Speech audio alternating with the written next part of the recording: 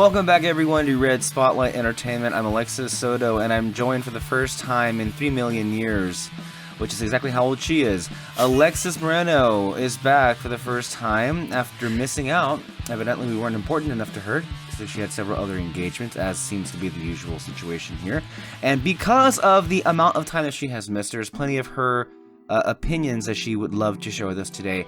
On all of the things that are happening in the world of movies, like Wicked and the Golden Globes and Critics' Choice and Emilia Perez and Superman and so many things happening here, of course, on the show that brings you everything coming out of the world of movies and more on Red Spotlight number 496. Alexis, go. Also, as of yesterday, I watched Moana.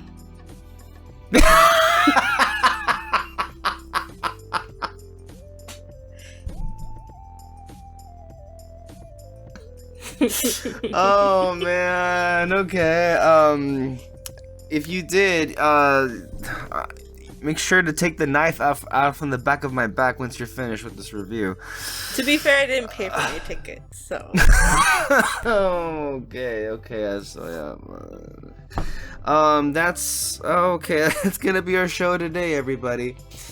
Can we just say, and I'm happy you brought this up because this is something that needs to be officially declared, because I feel like, I don't know, this year has been a reminder about just a state of ruin and decline that we're in. Just about every facet of society, anywhere you look, it's just like, wow, things did not used to be this depraved and this freaking destitute, and desolate, I should say.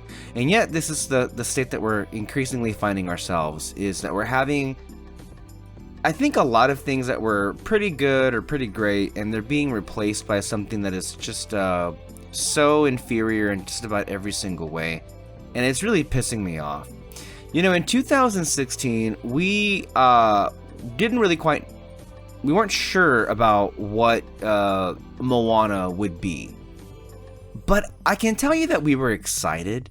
Because in those days, well, and to be fair, though, in 2016, we were still kind of like, we were in the early dark times, so there was still this kind of like honeymoon period where like everything was exciting and everything was just like, yay, you know, and especially Disney animation, like we were basically hitting the peak of the revival era, you know, and so like we were like, there was no reason to fret, there was no reason to be worried. We had just gotten Zootopia. Which was an original film that tackled prejudice and discrimination at the core of it, which I remember watching that film and my jaw dropped and I'm like, oh, this is what this movie is. Wow, we're going there. And it made $1 billion. Don't tell me an original idea cannot be worth $1 billion, because Disney has proved it time and time again. So we got that. And then this was supposed to be basically, at the time, I'm sure it was advertised as the swan song for the collaboration of Ron Clements and John Musker, who, come on, I mean, we're talking about legends here. I mean, beside Hayao Miyazaki himself, their names probably are their track record of animated films, Great Mouse Detective, Little Mermaid, Aladdin, Hercules, the Princess and the Frog, Treasure Planet, and now this was going to be capping off to get one animated movie made and be successful is a dream come true. To get like 5 or 6, come on, an unparalleled track record. And as far as the House of Mouse is concerned, the single pair of directors they've ever had. Now, of course, their contributions weren't alone. Obviously, they had amazing collaborators, you know, for Michael Eisner, Jeffrey Katzenberg, of course, or maybe just trying to fight them off. But you had Howard Ashman and Alan Menken and so many other wonderful people that came into the process their careers began just pre the Disney Renaissance and capped off with the peak of the revival era. It's funny how in 2024, many people are talking about Moana, the first film, obviously, in terms of it being the peak of the Disney revival era. And I never quite thought of it that way up until, well, I guess now that you said it, what came out after Moana? I think it all kind of was a come down, wasn't it? After Moana, if I remember correctly, it was Ralph Breaks the Internet. It was Frozen 2. And, well, does Encanto still count as this revival era, or are we in a new period now with Strange World and Raya and Wish? I think, like, I don't know. I don't know. It's hard to tell because they just, like, the other movies, they at least had people talking about. I have never heard a single person talk about Strange Things or Strange World. Stranger Things. Stranger Things. Sorry. Strange World. Strange World. Or Raya, for that matter. So I don't know. The most that Strange World ever accomplished was getting a teacher fired in Florida.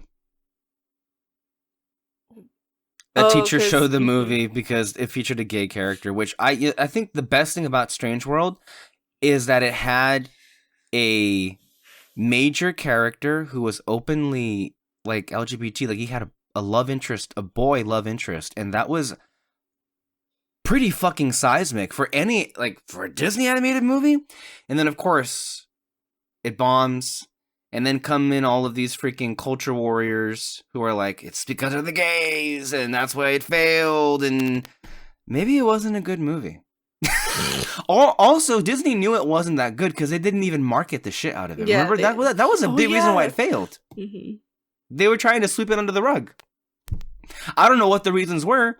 I mean, we suspect it wasn't very good, and that's what it was, but when Strange World came out 2 years ago, and yes, it was 2 years ago around this time, no one knew it existed, much less that it was even out in theaters. Mm-hmm. So that was crazy. So I feel like we've entered a new era as far as Disney animation's concerned. Trailer I love seeing? Like, it makes me so happy to see every time I go to the movies right now. Sonic the Hedgehog. No. Oh, the Snow White trailer, right? Because we need to talk about that Snow White trailer because, oh my god, I hadn't seen that.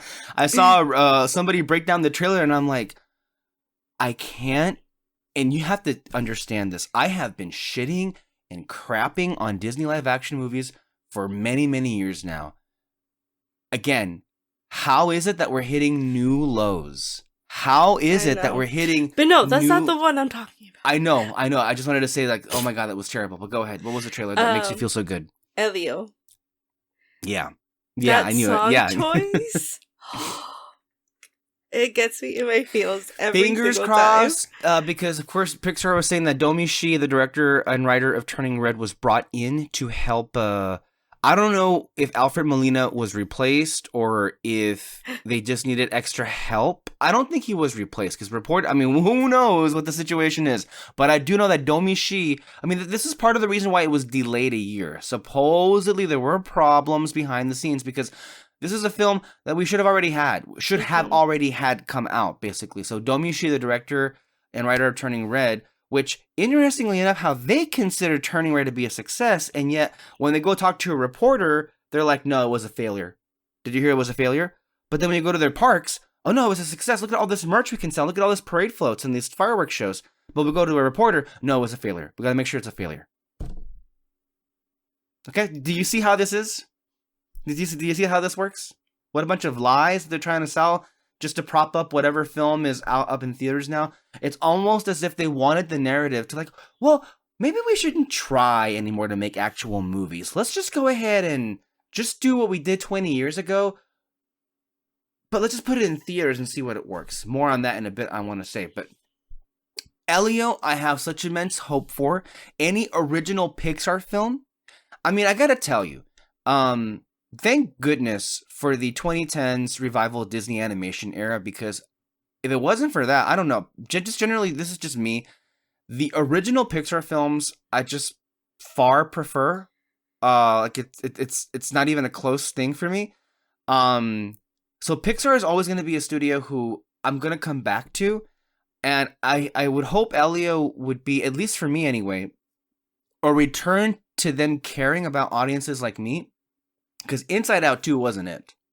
And I gotta say, this is why I think those of us who know give Pete Docter and the people at Pixar such leeway is because we ultimately know that they have to kiss Bob Iger's ring, and they have to basically do, Bob Iger gives them their marching orders, basically. Like, he tells them what to do. And so, when Inside Out 2 comes out and it makes $1 billion, well, it did its job, but you should question the fact that when Inside Out 2 came out, and still to this very day, people were like, oh yeah, it made me cry, it's great. No one ever talks about that movie. No one even talked about that movie when it was out. There was no discourse. At least Wicked, which, by the way, for the most part, we had positive things to say about Wicked. We had a review last time. We had some negative things to say as well, and Alexis will share some of those things, either positive or negative, when we get to that point in the show. But my point is, this movie did not generate any kind of discussion, and that was because originally, and you cannot convince me otherwise, this thing only ever existed because Bob Iger came back into the company, and we needed some quick money, and this is what we have in place. Inside Out 2, and Alexis, you and I both agreed on this when we saw it back in June, felt more like anything else we've seen. I know that in the 2010s, Toy Story 4, Incredibles 2, Cars 3, Finding Dory, Monsters University, people were like, this is a cash grab. It had no heart, no soul. Please. Inside Out 2 would love to have just a fraction of the heart and soul those Pixar sequels had. Inside Out 2, come on. I feel like it's one of those things where people just deluded themselves into thinking, oh my God, what an amazing piece of work. No, it was a nothing movie. And I feel like the fact that no one is talking about it right now, I mean, there are animated films that people are talking about. Memoirs of a Snail, Flow, which we reviewed last week, and I saw again last night, again, the animated movie Flow, the Latvian animated movie. Oh my God, you need to go watch it. Flow is an amazing companion. It's like Wild Robot's cousin or brother. It's like really close to it. And then, of course, Wild Robot is getting... I wonder why people are talking about it, because it's a great fucking movie. It's not just a movie that made money. And by the way, it did make money too. Guess what? Movies can be great and make money. And Disney used to know this because they used to do this very, very well. And now it seems like they've settled on just making money and not caring about making good movies anymore, which is funny because Bob Iger was all about, well, we got to get the quality back to form and we got to get the woke shit out of the way and we got to... Come on, that's not what's happening whatsoever. So this is a very long about way of saying that when Moana happened back in 2016, I don't think anybody really could have foreseen what it would be. I don't think Moana is like the best movie Disney's ever made, but I want to say that for whatever reason, it has stuck. And I want to say, with all due respect to Jennifer Lee and Byron Howard and Rich Moore and any of the new stalwarts in Disney animation that have come up, you can't touch Clemens and you can't touch Musker. They're the tried and true, old reliable for a reason. And it is hilarious and sad to me how there are many people who do what we do and have actual followers and will mention Moana and its success. And they will credit Bob Iger and they will credit Disney Plus. But none of them will ever even mention the name John Musker or Ron Clements. They're the fucking directors. Yeah. And they're the ones who made the movie. Another thing, which... it makes me sad because I feel like he's hidden away after, all the criticism that he got. Lin? Yeah. Yeah. Like, what happened with Moana is that they went back to their formula. But like, who would have thunk it better? You know what I mean? Like, yes. it felt like they used everything that they learned and put it into this project, and you could show, like, it shows, Yes. And yeah, well, I think before before we get there, the songs that Lin wrote for Moana. I mean, look, Lin-Manuel Miranda is a genre unto himself, and I feel like you and I are fans of Lin-Manuel Miranda, obviously, and I think it varies. People have preferences over the other. Remind me, he did write the songs for Encanto, right? Mm-hmm. Okay, so And I was he even thinking of Mary Poppins. that's true. Mary Poppins, like, say what you will about Mary Poppins, like, I understand that, like, the original Mary Poppins is, like, untouchable, but, like, the songs for the second Mary Poppins movie are really good. They're really good, and the film itself, I think, gets way too much hate. I I think love it gets that way too much movie. hate. I think it's a very good movie, and I think it's honestly the best movie Rob Marshall maybe has ever made. I mean, and it's sure as hell the best movie he's ever made with Disney by a far, Mhm. far margin. It's not even freaking close. So yeah, Mary Poppins Returns is also one of these movies that Disney made that actually was unfortunately dismissed at the time, and I think to this very day continues to be dismissed. On a side note, I think Disney had some really good success as far as songwriters are concerned with both Lin-Manuel Miranda and the Lopez's in these 2010s, 2020s. You can maybe argue that they kind of have like they're the spiritual successor of a Menken and Ashman. But the problem is not every movie can have Lin, and not every movie can have the Lopez's. And without them, uh, a lot of the movies that have featured music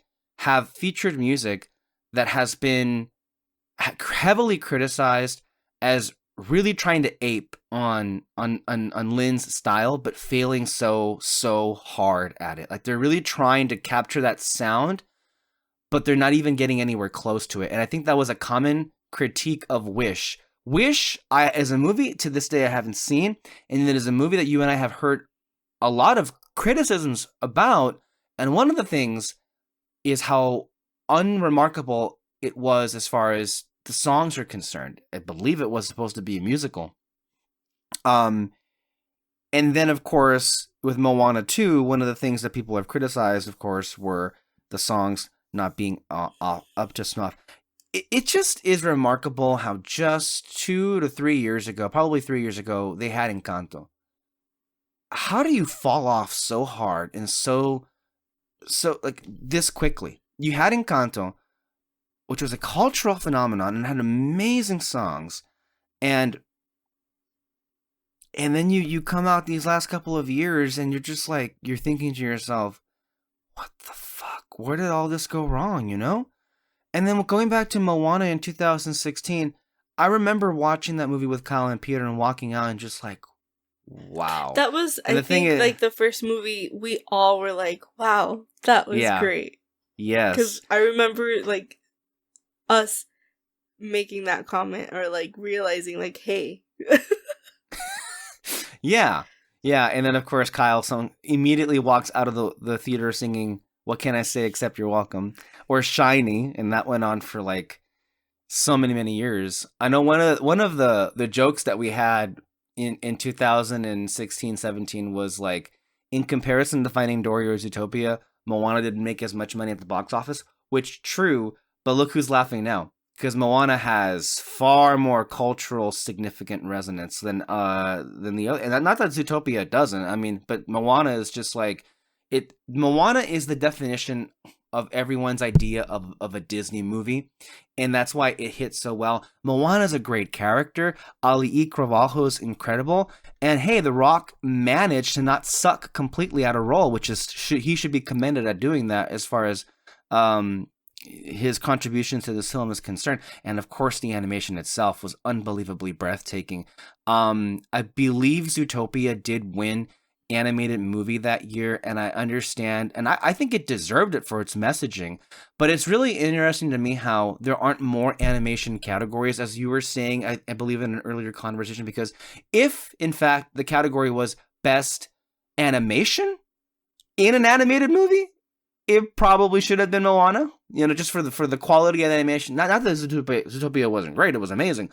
But I think there's when people hear best animated film, well, some people would hear, well, you're talking about the best animation in the movie, right? Not necessarily. It just, what's the best movie that happens to be an animation? And then, of course, as I said on this show last week, thank you, Ann Thompson from IndieWire, for finally clearing things up as to why animation doesn't get nominated at the Academy Awards. When you have to consider the two biggest demographics are actually two. Oh my God, what the fuck is this? Two of the biggest demographics at the Academy are the actors and they are the Brits, the European contingent. Why that happens to have so much influence, I don't know. But the reality is, so many Academy members, not just the actors, but plenty of the craft people think, well, why do we have to vote for animated movies in normal categories? They have their own category for that. And then actors don't want to vote for animated movies because, like, well, I don't know any actors that came out in that, so let's go with Emilia Perez all the way. And that to me is like, okay, well, that explains why Spider-Verse didn't get more than one nomination. There were plenty of other animated movies, by the way, that you, like, for example, Boy and the Heron and Guillermo del Toro's Pinocchio are both movies that you think, gee, the critics ate these movies up. Why aren't they getting any more nominations besides animation? Oh, I guess now we know who to blame. Like, are you kidding? Robert Pattinson should have gotten something for Boy and the Heron. Yeah. Seriously. So when you go back to Moana, I mean, you can't. I don't think anybody could have like said, "Oh yeah, in exactly this many years in the future, it's going to be beloved." No, but I think you and I and everybody on this team has a pretty good sense of like, just give it a couple of years, and the real good ones are going to be loved in a way that I don't think Moana definitely was not appreciated enough when it came out in theaters. Not in the way that it is now, because now it has clout. Now it has the numbers on Disney Plus backing it up. Funny how those Disney Plus numbers mysteriously disappear when Luca comes into the conversation, but we're not going to mention that right now. But one other film, and I hate to take a detour, but hey, strap yourselves in, people. It's going to be a podcast of detours. This week is the 7th anniversary of another film who all of us have believed in from the very first moment, hell, that it was announced, and especially when we watched it. And I think part of my commentary anyway, because when we were reviewing this movie in real time, we were seeing some of the backlash, and boy, did we really not know where it would go into the future. But one of the things that I very much, and Peter, and I think all of us insisted upon was this. The majority of the people in the media are middle-aged. They are in their 40s and 50s. None of the people who are children at the time are actually having their say. You give it 10 years, give it 15 years, and you watch, you sad, I'm going to hold my comments in, you're going to wait.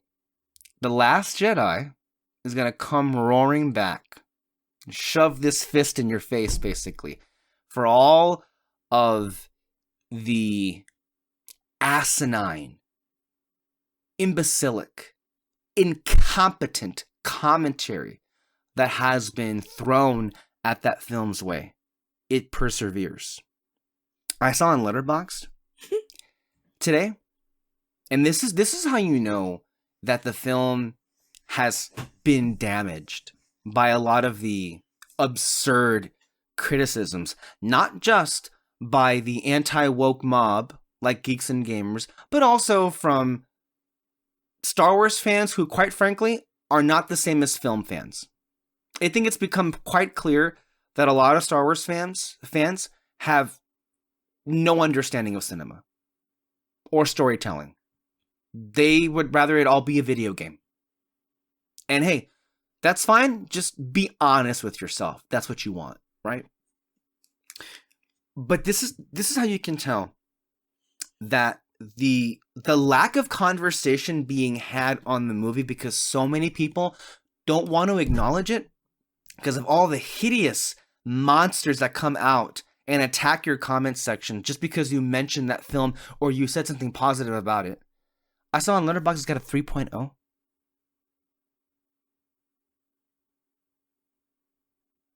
Are you kidding me?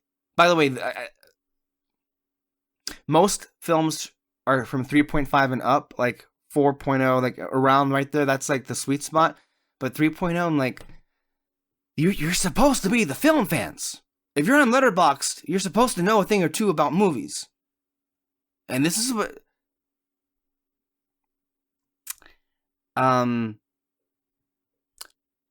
but that's also too.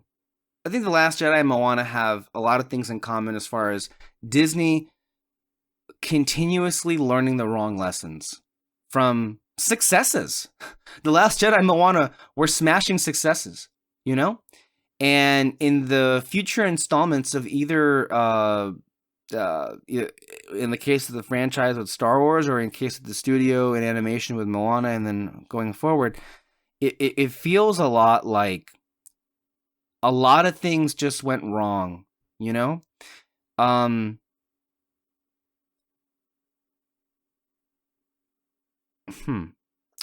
So, when they announced a few years ago on Disney Plus, by the way, we're going to make a Moana TV series, we were like, yeah, sure, bring it on.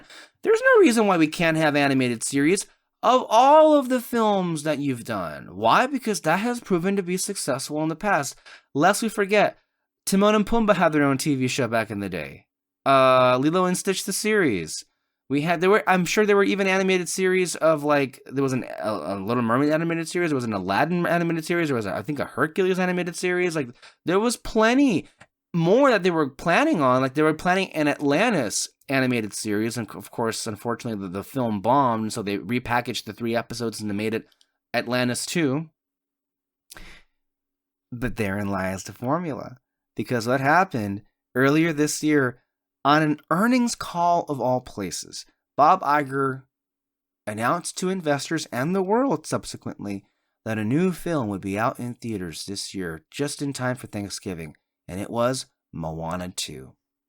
And when that was announced, all of us here on this channel, because, I'd like to think we know a thing or two more than the average person because of how long we have been, like, basically inundated and sucked into this whole culture, and we know how this town works. The minute he said that, we were like, uh-oh. This is not how things work. Animated movies do not come out the same year they're announced. That shit doesn't work. And so we're thinking of, like, well, what's happening here? And then as the days and weeks go by, they're literally taking the nearly completed animation of the 6 episodes they ordered, and they're gluing it together to make a half-assed movie, which is literally the thing that helped ruin the brand in the first place 20 years ago. This was one of the reasons why Michael Eisner, not one of the major reasons, but it was one of the smaller reasons why Michael Eisner kind of fell out of favor with the leadership at Disney, because he greenlit like 20 to 30 direct-to-Disney DVD sequels that were of inferior quality. Yes, they made money, but they hurt the brand. And when Bob Iger took over and Bob Iger made John Lasseter the head of Walt Disney Animation, one of the first things that John Lasseter did was shut down Disney Toon Studios, that was basically in charge of making all of those direct-to-DVD sequels, because the judgment was made, and I believe it was around 2007, 2008 when this decision was made. The decision was made that, the idea anyway, was that these movies, no matter the change that they were making our company, they were hurting the brand. They were hurting these particular characters. And Disney is very protective, at least they used to be protective of their characters. So how is it that from 2008, we're now here, 2024, we've come completely full circle, and now Disney has been driven, and they've been desperate enough for anything to make money, that now we've come back to the idea of making half-ass sequels. Except it's a worst of both worlds situations, because when you consider Inside Out 2, a movie that was just like, I don't care what it is, just write it, make it, let's go. Or Moana 2, which was, well, you know what, this is already written, it was already made, but wow, the animation came out so good. And he was raving about that because it wasn't the actual Disney Animation Studio and the money that it would cost to make it. They outsourced the animation because that's a TV show. And he was like, wow, this almost passes. Huh. We can go ahead and rip this off and put it on there, and people won't be any the wiser. And of course, a bunch of idiotic reviewers who always come out to the premieres and we're like, well, one of the positive things I can say is about the animation. Don't fucking praise the animation, you idiots. You're only praising Bob Iger and the unethical business practices. And I'm sorry, it's not beyond unethical. And it's unethical because he didn't pay the damn people anymore for it being a movie. He paid the TV wages. That's one thing. And the other thing is this. You're supposed to be the steward of Disney animation. Do you think this is what the Walt Disney purist or Walt Disney himself would have wanted? And no, I'm not going to be that person. This is not what Walt would have wanted. I'm just saying, the reason people loved this company and this studio in the first place was because it came from a place of just complete genuineness. Mm-hmm. It came from a place of love. And this is so corporate. This is so soulless. This is just so suckish in so many ways. And at the very least, you could have bothered to put out a reasonably good product.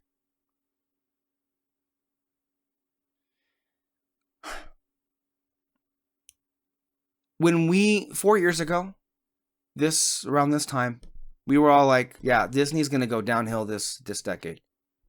I don't think you and I could have possibly foreseen how far or to such depths they would have fallen.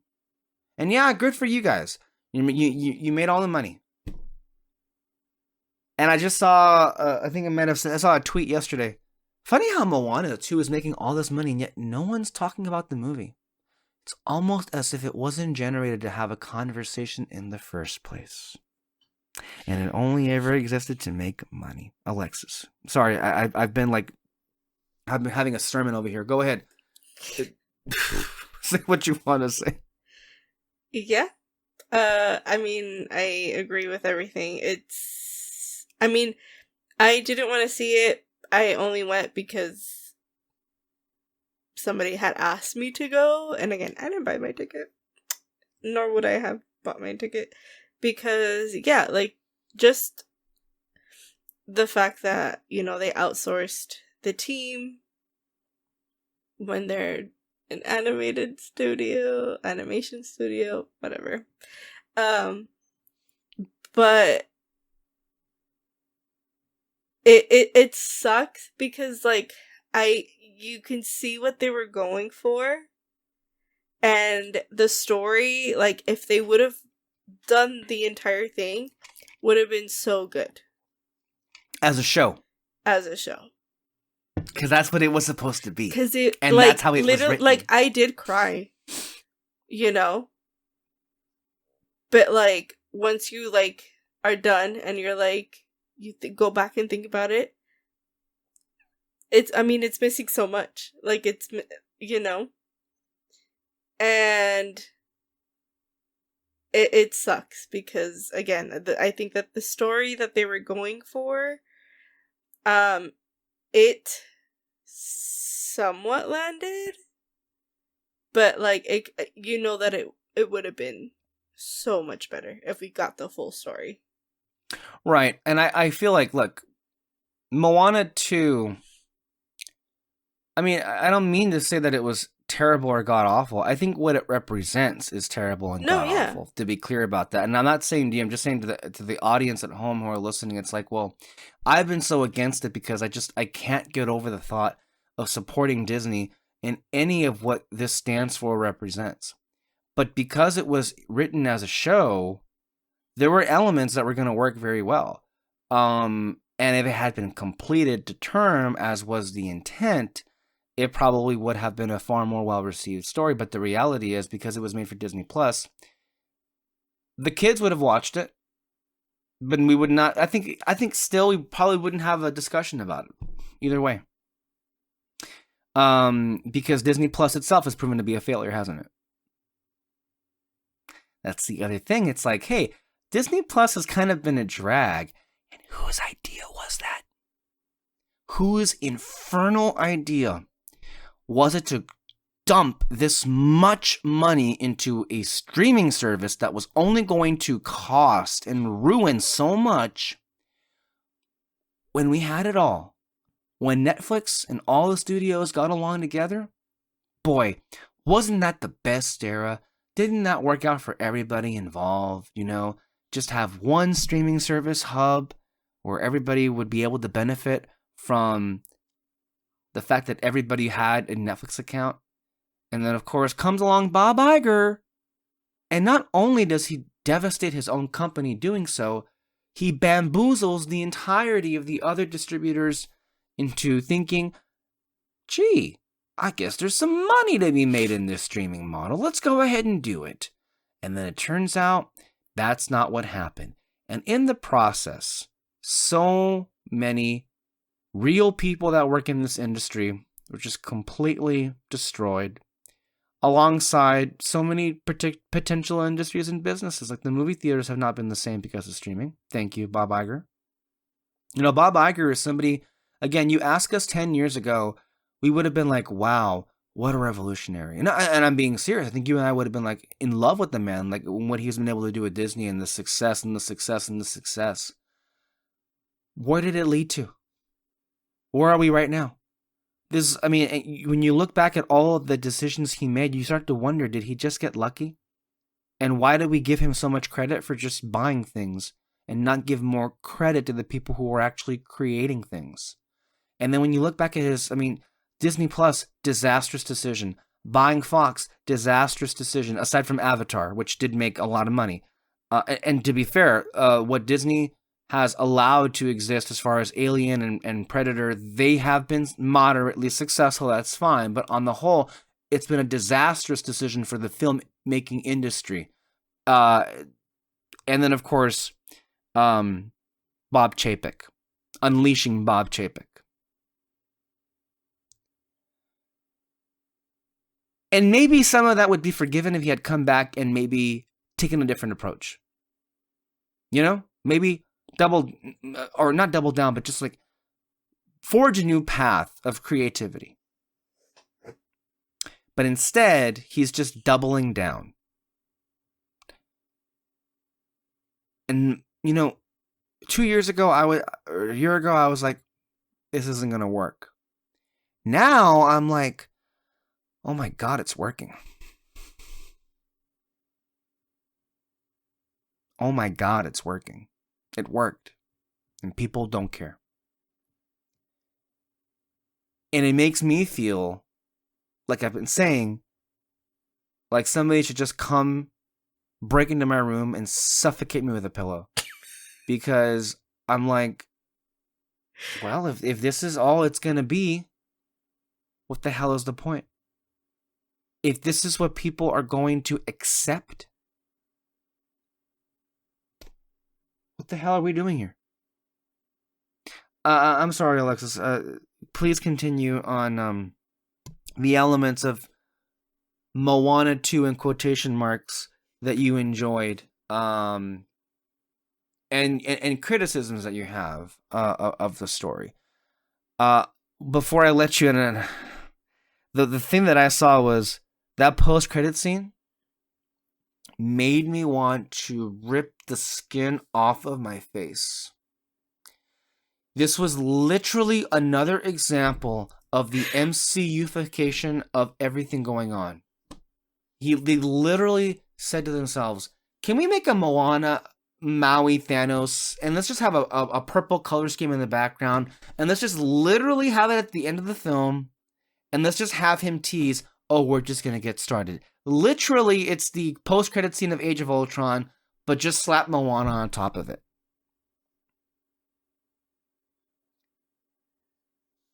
The MCU is something I used to really love, and I would love every movie.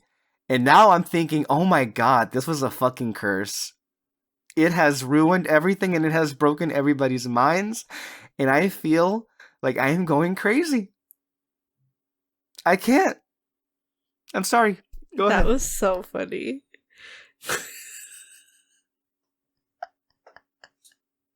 I wish I could laugh. I think I might actually just cry instead. Exactly. You have to laugh. There's honestly not much to say. Exactly. Like, that's why nobody's talking about it, because, like, it doesn't compare to the first one.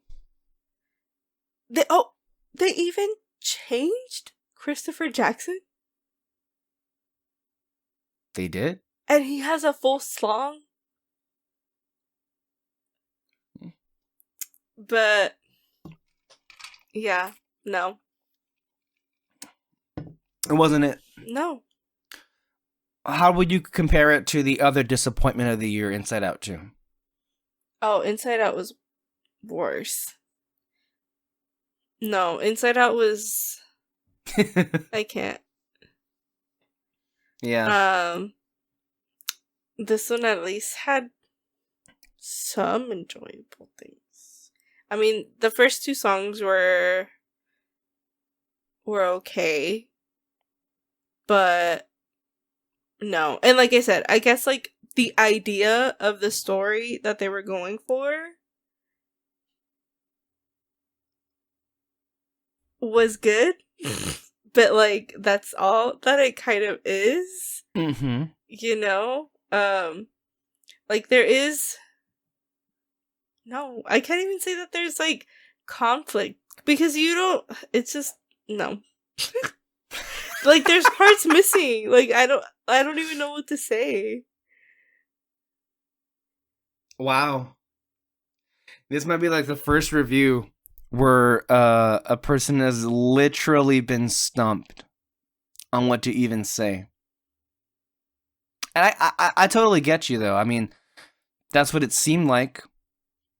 That's what that. I mean, it was just one of those things where like, yeah, it exists. Yeah. Anyway.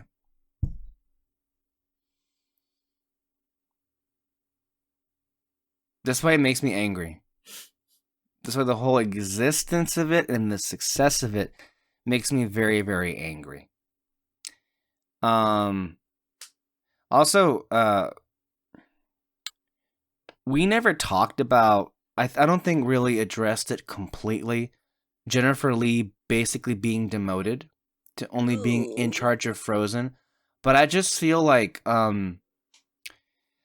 that was a victory for the anti-woke mob.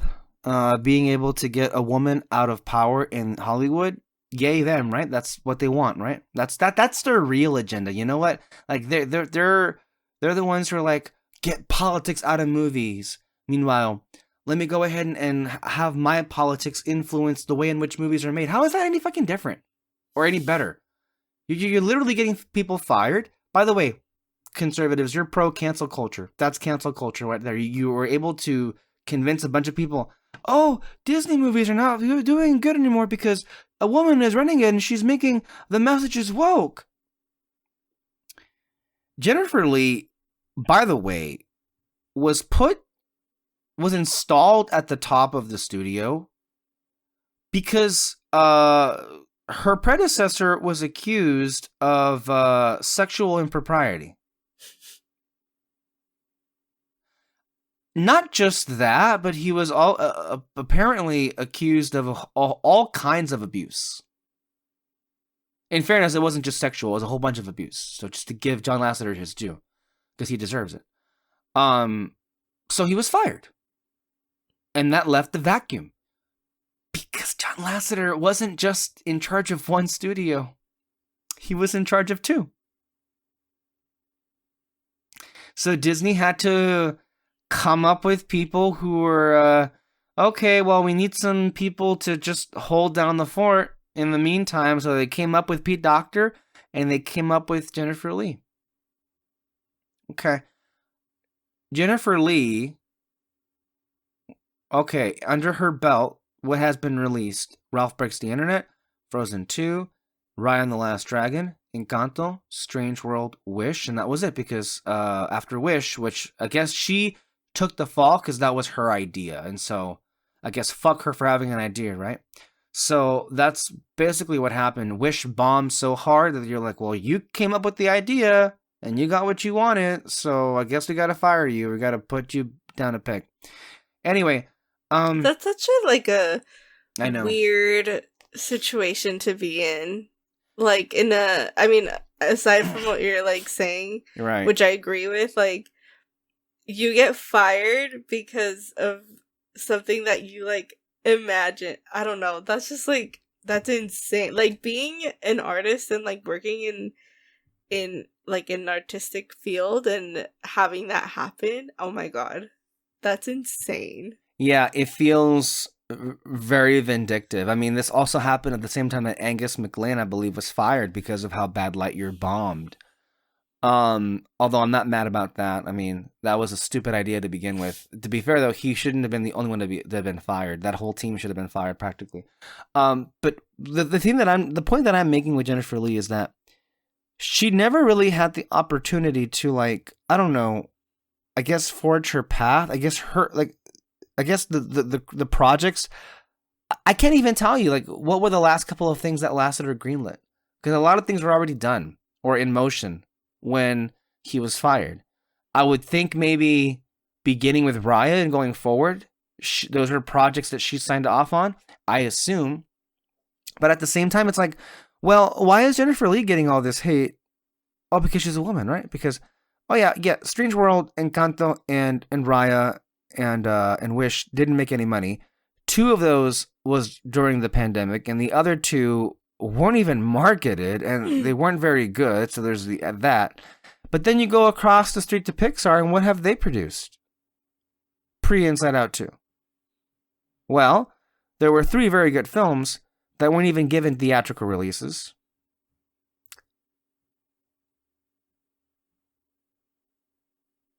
And what? Lightyear?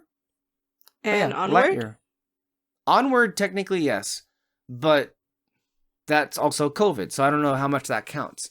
But, oh yeah, it was Lightyear. And look what happened there.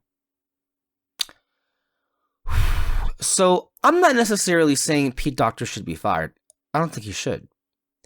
But I think it's notable how there was like this mob of people who were like, yeah, let's fire Lee.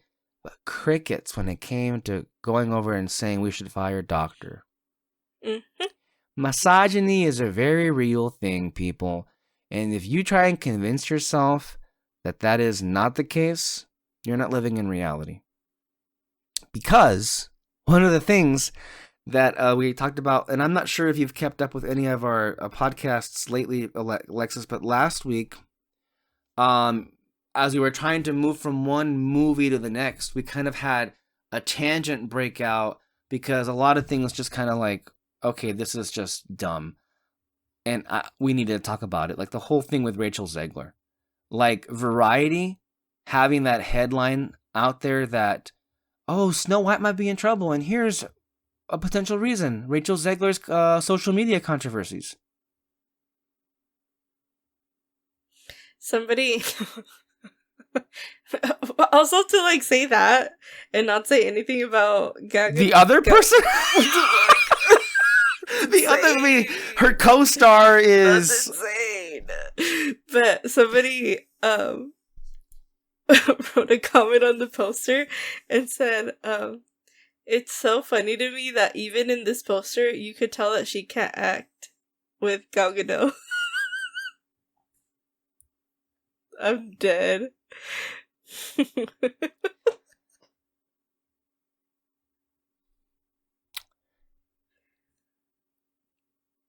Since we brought it up, Rachel Zegler, That song, by the way. What song? The song that she was singing? In the trailer? Oh, okay. I'm sorry, I was distracted by how ugly it looked. Okay. I really couldn't. I'm like, I want to hear the song, Rachel, but there's a couple of pretty ugly visuals that are kind of like putting me off. I can't concentrate on your singing when I'm looking at what this is. So this is the thing. It's like, Rachel Zegler is undoubtedly a star, but it seems like she keeps being in projects where I don't think it's allowing her true talents to really shine through. I think she was great in Shazam, although that movie bombed for literally any reason you can think of except her. But people were very ready to blame her for whatever reason. Like, she wasn't even a big part of the movie. Like, she was like a side character after the movie. And then she had a hit with Hunger Games, which no one ever brings up. I wonder why. Because that doesn't serve their narrative, does it?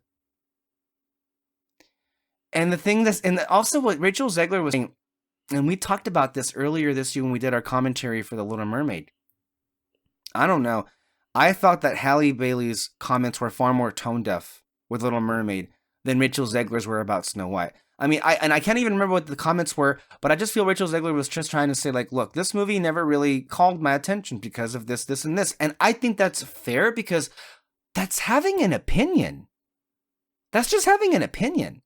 As, by the way, was Halle's opinion to voice the Little Mermaid. I don't remember the mob going after her the same way they're going after Rachel. By the way, Rachel Zegler, who, good for her, in the 4 or 5 years that she's been on, not even just the 4 years she's been on the scene, she's been in a DC movie, she's been in a Hunger Games movie, and now a Disney movie. Her first film was a Spielberg movie. Yes, a Spielberg movie.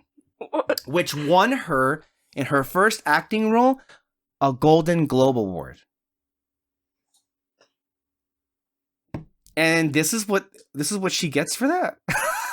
Like, she's like the internet's like one of their most hated personalities. Meanwhile, God forbid if you criticize Selena Gomez, which is very easy to criticize her, but God forbid if you do, because they'll come at you.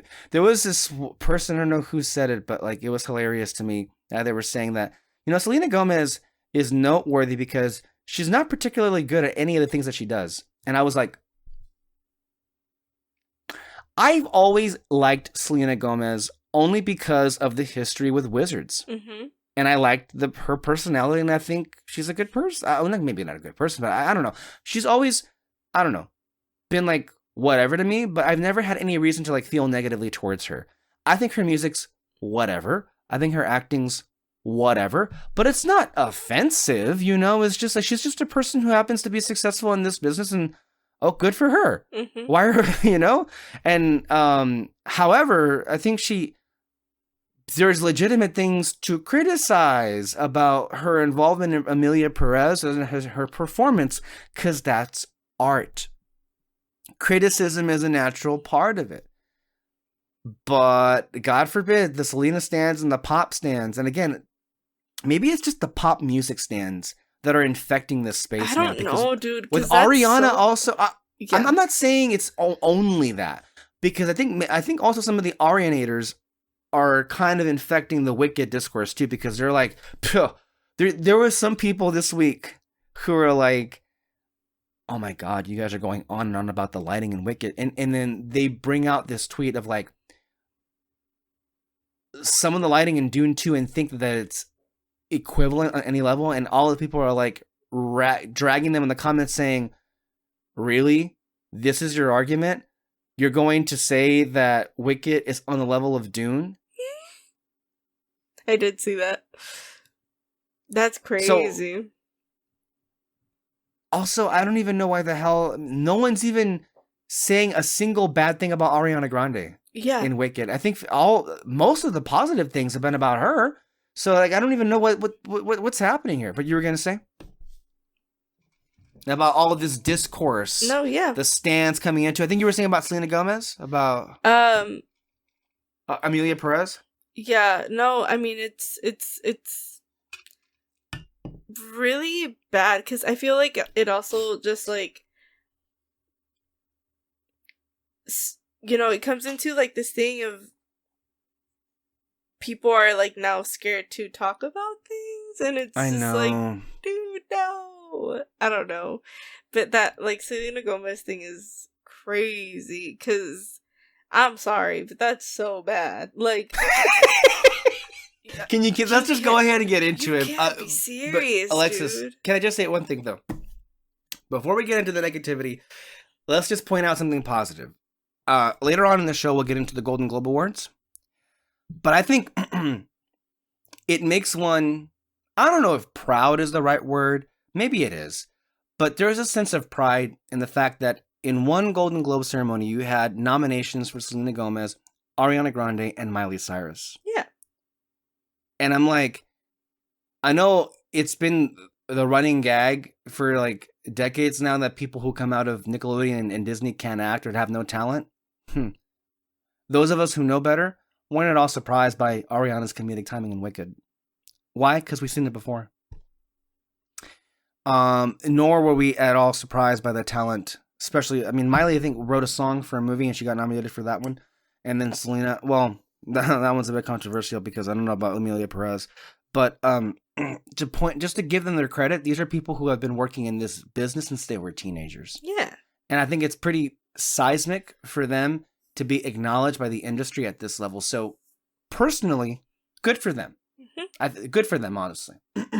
Yeah. Okay. Let's go ahead and drag them.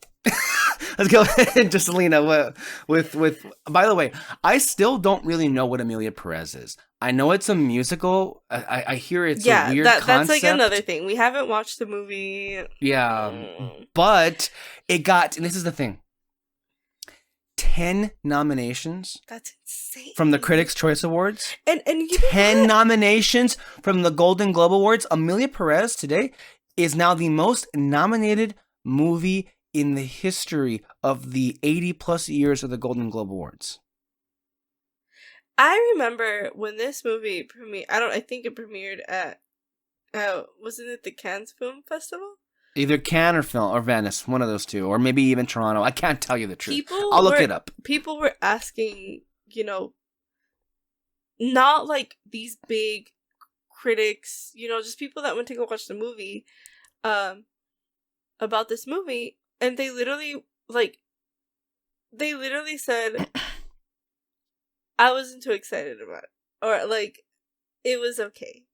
That was basically, the sum of what everybody was saying.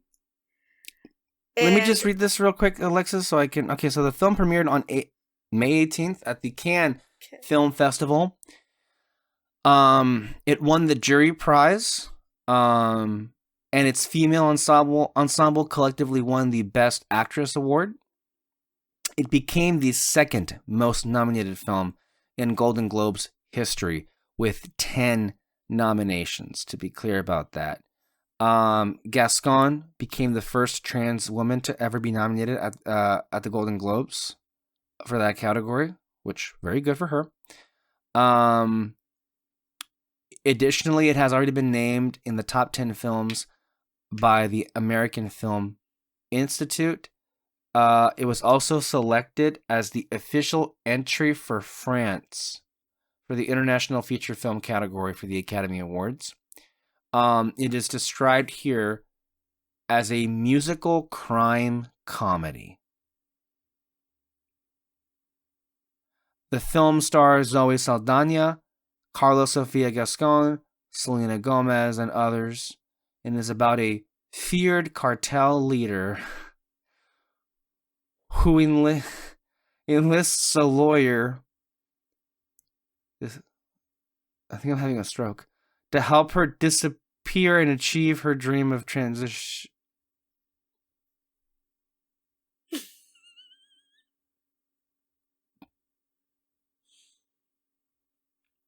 I don't know why I'm laughing. That's not what I expected. Let me see. Help her disappear and achieve her dream of transitioning into a woman.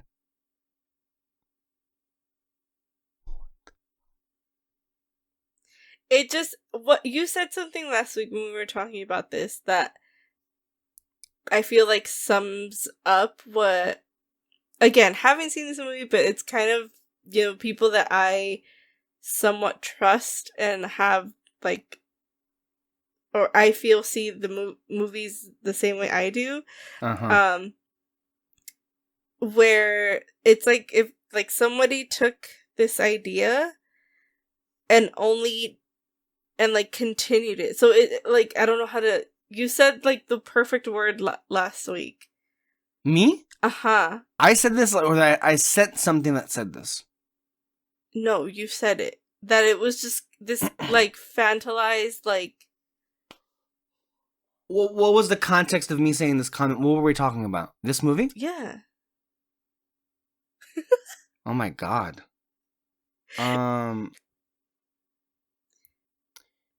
Well, just by reading that description, it comes off like I don't know if misappropriation is the right word of saying it. No. I mean, no, it's not that. I mean, okay. This is what I will say. again, have not watched this movie. This was made, one, by man. Two, by somebody who is a Frenchman, not a Latino of any kind. Which is a big fucking difference. Has been proven in interviews. You can look them up. Has never set foot in Latino America. Said that he didn't need to. Also, not trans. Got the idea from reading a book, which is fine. You know, we love reading. Yeah. Has many ideas. Again, ideas, because they're not actually lived through by this person, that are real life situations that are happening right now that are problems, specifically in Latin America. Whether it's, you know, violence against women, you know, obviously cartels and all that are an issue. It's just crazy. Like, I can't. But, okay. Aside from all of that, I'm sorry, I don't understand what Selena Gomez is saying. And this is not about her accent. Like, that, and that's the thing that I think is so funny about this conversation. It is not about her accent. The dialogue in the movie itself, the parts that you can understand, or if you read the subtitles, what is that? You cracked me up so much when, the other day, we were playing a recording of it, and you told me that someone had made the comment that it sounded as if she was singing in High Valerian. I just want to know who taught her to speak like that. Like, no. And again, I think I've mentioned, you know, this issue that I have when people try to do this, like, Spanglish thing in movies. That, like, they try to incorporate Spanish slang into their vocabulary. And it's, like, it's so cringy to me. I hate it. I can't, like, whenever I watch something like that, I can't move past it because I think it's so bad. Because the thing about, like, speaking Spanish, which, like, I feel like I've kind of been thinking a lot about in my own personal life. Me too, actually. Yeah, because, you know, at work, I'm not the only one that speaks Spanish, but I'm the one that speaks the most Spanish, and, you know, I'm, at some points, I'm the only one that speaks Spanish at work. And in my job, too, I've come to rely on that as well, because I have students who don't know the language of that's called English, and so my only way to communicate with them is Spanish. This is, like, not me. I know that I have to give myself a lot of grace, because knowing one language is already, like, amazing. Knowing more than one language, I think, is, like, I am so grateful that I know how to, like, that I at least understand it. By the way, people are always surprised when they know that I can speak Spanish. You speak Spanish? And I'm thinking to myself, well, I think because you're so, like, well spoken in English that it's like, oh. And I asked Peter the same thing, and he said the same thing, except he was far more brutal. It was like, it's because you sound like a white bitch. I mean, I'm just kidding. Or whitewashed, I guess. And I guess maybe that's true. I don't think so. I learned to speak this way by watching TV. Yeah. No one in my family sounds or talks the way that I do. Yeah. And I like how I talk or sound. English. Excuse me. By watching English TV. David, when he was little, his main language was Spanish, and now he can't even speak it. And by the way, I forgot. Oh yeah, I went to school for broadcasting. I just remembered that. Oh shit. Yeah. I guess that's true. Yeah. I'm in debt. Anyway, go ahead. Yay for debt. Anyway, go ahead. That was funny. Hey, but I got a fancy piece of paper right behind me. Yeah. Hey, it's there. It has my name on it too. And you speak well. Yeah, great. Hey, I did get a job out of it. That's true. I did write for movie reviews, so I'm not going to say that was a bad thing. Yeah. You know, I still got that newspaper clipping of the review I wrote for Luca, like right here, because that was a very special moment. Yeah. So, hey, you can't take that away from me. You can take thousands of dollars away from me, but you can't take that away from me. Anyway, go ahead. I forgot what I was saying. Anyways, David was watching TV. Yeah. You know, that's how he learned. And again, I don't like this conversation of like sometimes it's funny, I'm not gonna lie, but like the no sabo conversation. Yeah. Okay. Like, I just think, you know, when I was little, and I will be full, you know, transparency. Like, I know I was young. I know that I shouldn't have done this. And my mom spoke to me about it. And, you know, like, now I understand because I feel like sometimes I'm going through that as well in Spanish. Where my mom growing up, like, she would only talk Spanish. Now she talks a little bit more English and she adds more English into her vocabulary. But, you know, sometimes she would just say funny words that, you know, wouldn't come out right. And hey, my mom did the same thing and still does. Yeah. And part of me still can't help but pointing it out. And just like, yeah. It comes off like freaking Edward Norton in Glass Onion saying a made up word like imbreathiate or something. You know, that's what it gives sometimes. Yes. But hey, don't act as if they don't make fun of us when we say a Spanish word wrong. Exactly. So it's like, hey, you want but because every time I say a Spanish word wrong, my mom's there to laugh in my face. Oh, yeah, and she's just like, and she's not gonna explain why she's laughing. It's like, okay, well, if you're gonna do that, I will go ahead and point out every mistake you make as well. That's just how it is. Yeah. But, you know, I'm still like grateful that she would like talk to me and be like, hey, don't like, instead of just laughing at me, I know. Like, tell me how to say it. Teach me how to do it, you know? Yeah. Because then it makes me feel like, it makes me want to not continue, you know? And now, like me in my life, now that I'm here and I'm like with my immediate family more, all of them talk Spanish. Like, you know? And all of my cousins' friends all talk Spanish, and I feel like I can't fully be myself because I can't express myself the same way. Mm-hmm. And I don't want to talk in English because then I feel very like self-conscious about it. Not obviously because I can't talk English, but like I don't want to seem like that person of like, oh, here I go, like, you know. So this is like not what this is at all. I think that the problem here is that whoever was helping Selena Gomez just did not do a good job. They weren't helping. And those writers did not help her either. No.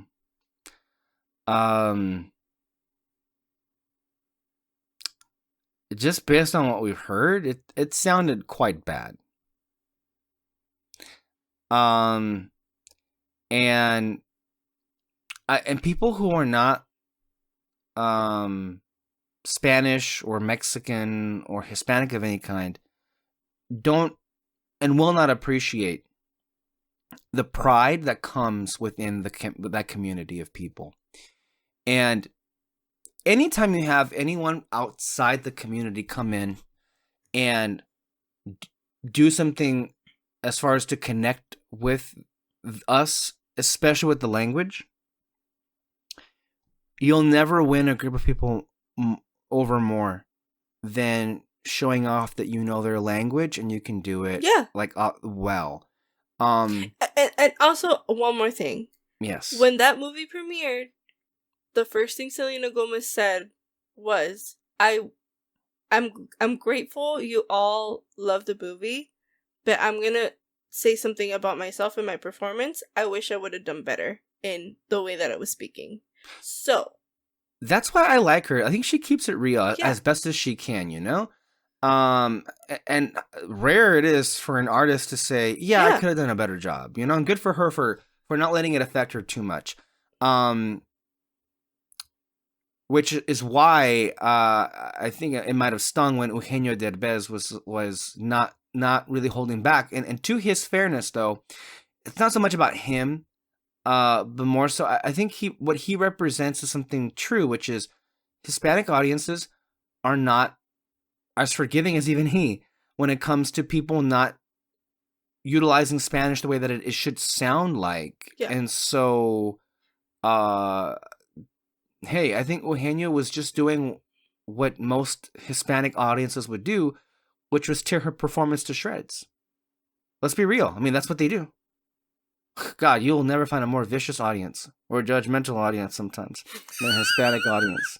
They will criticize everything about your appearance to the end of the day. And I mean, the countless times when I've sat with family and there's anything playing and all here, I'm just trying to like go for like the story and plot. Meanwhile, they're looking up and down all of their physical features and they're making commentary about, oh, this person's ugly. And I'm like, what the fuck? We're not watching the same thing at all. And we're just watching a novela. And I'm just trying to get with the story here. And they're just trying to like, it's like they're hosting RuPaul's Drag Race or some fashion show. And I'm like, are we watching the same thing? Yeah. That's what it feels like sometimes. Yeah. So it's like, again, I don't think you'll, and I mean this not in a derogatory or offensive mean way. I'm just saying, I'm just speaking my truth. What I'm saying, in my experience, these audiences can be some of the most judgmental you'll ever find. Yeah. And you tell me if I'm wrong. No, it's true. I mean, I've had the same thing happen to myself. We've lived it. We've had those comments thrown in our direction, haven't we? People. Yep. You know? We're not saying it's right, obviously. No. We're just saying it's a fact of life. Yeah. Our existence has been a fact of life. Yeah.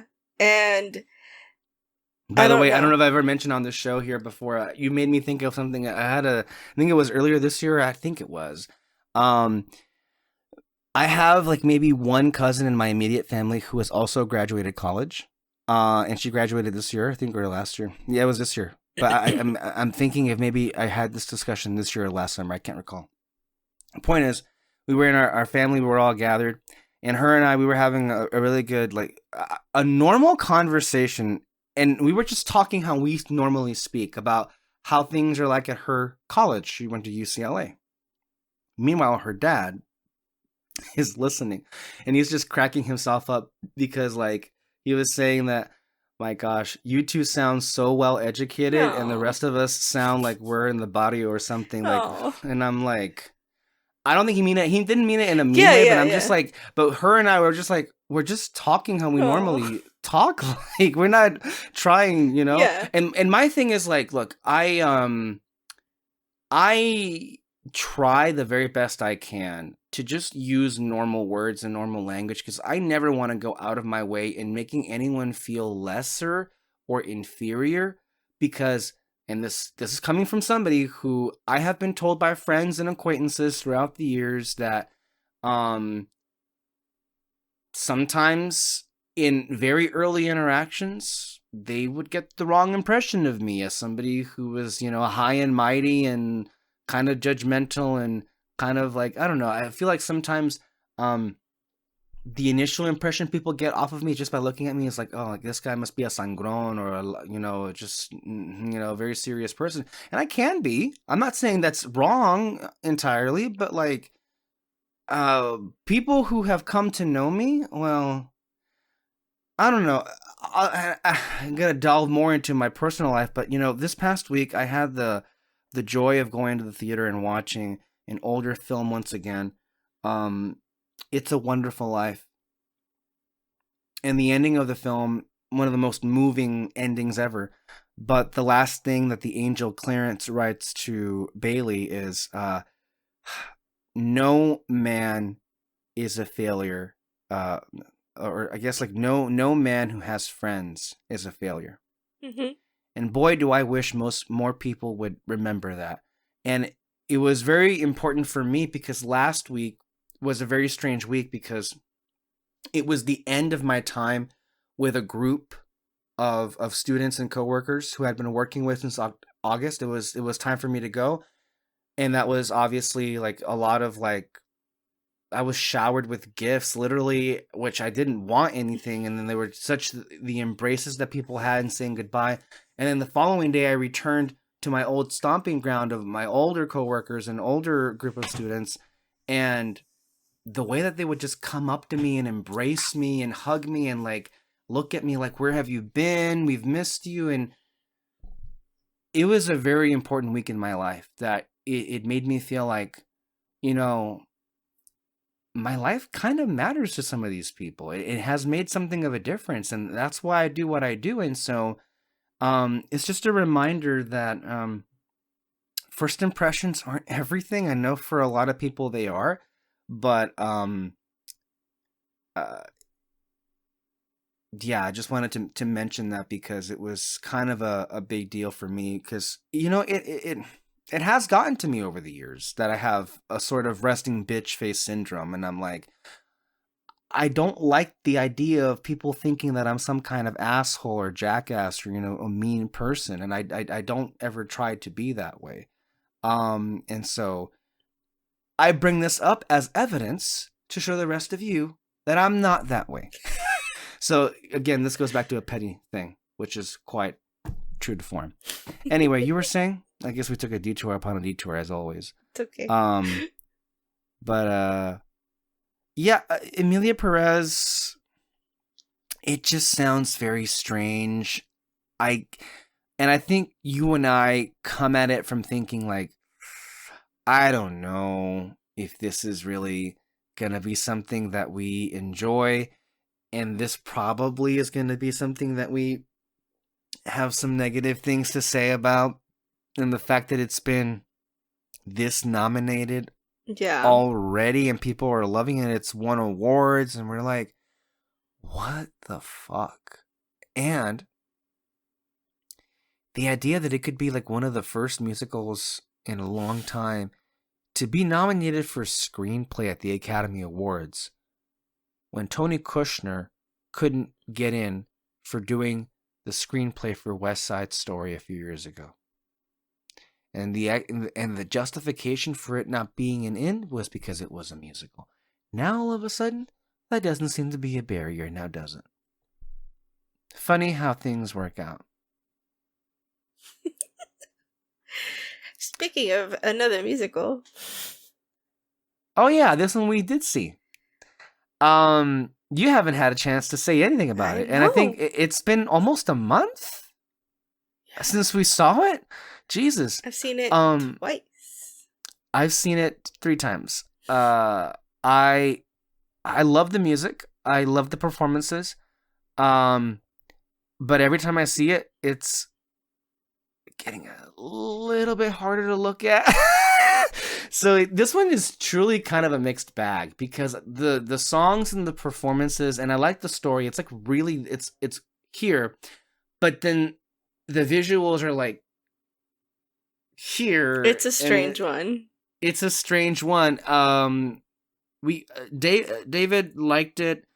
Peter said he enjoyed it more than he thought he would, which is very charitable of him. Not necessarily the Peter that we used to know and love. For him to be holding back like that. And then, of course, you haven't had your chance to say, but in the weeks that it's come out, I mean, the discourse has taken all kinds of shapes and forms and every which way you can imagine. I mean, we've had discourse on cinematography. We've had discourse on just the simple story of it. Even people who, I mean, were saying, how dare you don't like it, or how dare you like it. And I'm just like, I don't know. Wicked, I'm not against the idea of it being an awards player because, well, there's not many movies this year. I think it's ridiculous that it's being considered and Dune is not. That's something for later on, obviously. But like I said last week, if Wicked had come out last year or the year before, which were stacked years, I don't think it would have a serious chance at even being nominated, anywhere close to it. But because this year it's a little bit more open, it has that opportunity. And I think ultimately, despite the faults and the very real faults that it has as a story, I just, as a person that wants to see musicals continue to exist, I think I'm just very happy for its success. Also, I think when it's all said and done, it's supposed to gross about 600 million worldwide. That's incredible for a musical. And when you combine that with Wonka last year, which also grossed 600 million worldwide, gives me hope that, hey, we've had 2 musicals in the last 2 years that have made pretty good banks of money. You can still do it. So, at the same time, though, as I mentioned in last week's, or maybe actually not last week, maybe 2 weeks ago, I'm confusing 2 episodes for one, because we talked about Wicked last week too. Anyway, the thing that I was saying is, I am loving the fact that they're succeeding from a monetary standpoint, that momentarily I can overlook the fact that Wicked might be more of a major player awards-wise than West Side Story. I mean, West Side Story did get a lot of nominations, and to its fairness, I mean, it won Best Picture Musical at Golden Globes. Rachel Zegler won at the Golden Globes, although nobody saw it, of course. But Ariana DeBose did win for Best Supporting Actress at the Academy Awards. So, I mean, it had its fair share of flowers here and there. But what really stung was the fact that it didn't make any money. Yeah. And no one cared. And that musical looked... I mean, West Side Story is one of the best looking movies maybe I've ever seen. Spielberg's take on that movie. Like, they made the concrete jungle look like a fantasy dream. And then you compare that to the lighting and look of Wicked, and you're just like, oh my God, what happened? And that's just the basics. I mean, choreography, I mean, Wicked, sure, fine, that's cute and all, but have you seen the choreography of the West Side Story? Have you seen the camera movements of West Side Story? Have you seen, I mean, I'm sorry, I think Cynthia and Ariana are amazing. But I also think West Side Story had just a better ensemble as well, a better just round cast of performances.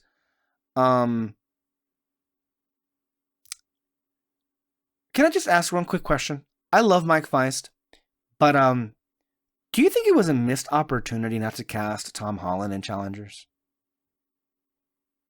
Considering the role. No, you don't think so? Although I saw somebody say that Tom Holland and Mike Feist should do a singing in the rain type of performance or something in a Why movie. Wasn't Tom Holland already in a musical? I'm confused. Can he or can he not sing? Yes, he's been in musicals before. He then did. Why? Oh my God! He did Billy Elliot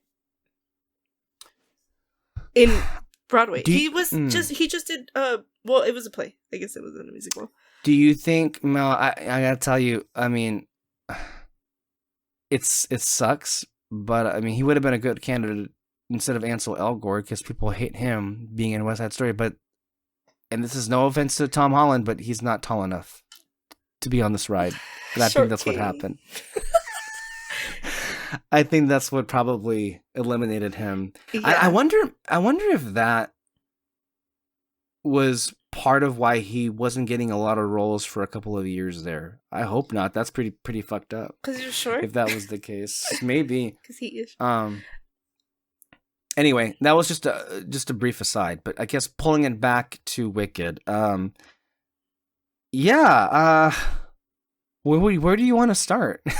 Because, I mean, there's so many ways you can take this. I mean, I feel like everything that you guys have said, because I listened to the one before in last week's episode, are pretty much the same things I am thinking. Every single one of the cast members I think are amazing. We didn't talk enough. I'm sorry to cut you off again, but we didn't talk nearly enough about Jonathan Bailey. Yeah, I know. Oh my God. I don't know why we didn't. But that, I mean, I've seen so many comments of "Bye King," because the way that everyone in that room was the look of desire in their eyes and faces in Dancing Through Life. I love that song. Okay, I love every single song. But but I like the way that he sings that song. Amazing. But yeah, the cast, amazing, amazing. The set design, which is something to emphasize in a time in movie making when sets don't go beyond a soundstage with blue walls all around them. Which in turn makes another element even more frustrating, but we'll get to that. But the fact that they made the sets, can we get some more of that, please, in our movies, please? That was amazing. That looked so good.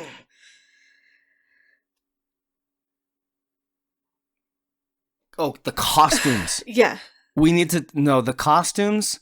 I by the way, just as Madame Marble, I like Michelle Yeoh. I don't know why people were like, oh, she's miscast, she's terrible in this, and she was like, oh, she can't really sing. So what?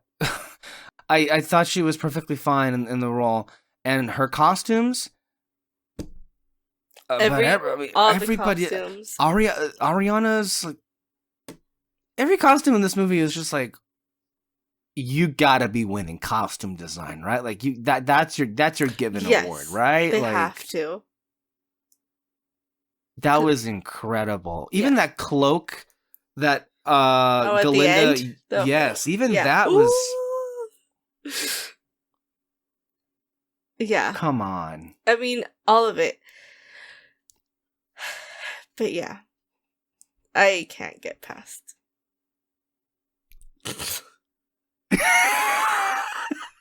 Past what? What was that? The what? Just the color. Yeah. What color is that? Why? It makes me so upset thinking about it. And the thing, like, that I feel like we talked about it too, and I told David this. Oh, there's like another part that I'm like, but okay. I hold, The Wizard of Oz to the highest standards. Like, that is the movie. Why? Why does that one look so much better? I don't, it doesn't make any sense to me. But yeah. The other part that I was gonna say was, the only thing I knew about Wicked was that it was related to The Wizard of Oz. That it was the OG, like, redeeming villain story. Popular. And defying gravity. That's all I knew. I didn't know where this story was going. I didn't know, like... I knew Glinda and the witch. But other than that, I didn't know anything. I didn't know anything. The impression that I got before going into the movie was that, like, everybody loves Glinda. Like, not that she was, like, evil, but, like, I don't know. That she was just, like, a funny character, and, like, And so going into the movie and then coming out of it, I was pissed. I was like, this is... Why to be fair, we got half of the experience, right? I know. That's the thing. I know. I have to finish it. But I'm just like, she's a bitch? What the fuck? To be fair, you have to acknowledge that Ariana Grande is one of these women who you have issues with. Me? Nah, well, I should put it quite fairly. You don't really care for Ariana Grande's whole thing, right? Yeah. Mm-hmm. That's what I mean. So, like, you were saying yourself, like, that's also part of, like, part of it. But I think overall, your point is, like, well, she kind of comes off as, like, some of these Trump white women. Yeah. You know? And I was just like, I don't know, that like completely threw me off. And so like when I first watched the movie, I turned to David and I'm like, I don't know how I feel about it. I'm so mad. I feel like I was punked because I hate her. Right. Though in the future, well, not future, but in the other rewatches that I've had, I think you're meant to linger on the beginning of the movie where No One Mourns the Wicked plays, and you look at her face as she's throwing the torch onto. And I think you and I have both already looked into the spoilers for the part 2, which, wow, I don't even know what. Okay. Are they I gonna know. are they making any changes to part 2? I know they're adding new songs, but are they gonna do that with some of these characters? Can we talk about it? They're not here. Yeah, okay. we can. Let's go. Yeah. Spoilers. Yes. Okay, to be fair, I don't know. Like, I know where they end up, but I don't know how they get there. Yes. So that's my issue. Yes. Because what do you mean? Mm-hmm. Yeah.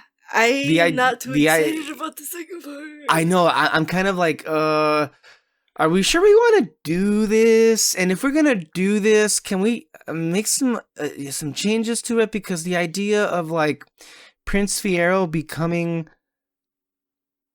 the Scarecrow, it goes back into like the live action stuff. You know, it goes back to that and what we've always said. The Disney live action remakes and a lot of the things that made them bad. The parts where they changed because they're original and they work. Right. But when you start messing with like the stuff that we already know and the stuff, especially the Wizard of Oz, I mean, come on. This is the mistake that like when you're the whole second act that I'm aware of is basically going on in the background of the Wizard of Oz, and you're like, oh man, well that's pretty bad because you're running into the risk of like changing some things, you know, especially because part 1, Wicked Part 1, and this is why maybe I don't know about part 2. We'll see, right? Because I think Wicked Part 1 works fine on its own, and you can still kind of like flow into Wizard of Oz. But when you start looking into some of the things that happen in part 2, you're like, what? Really? Okay.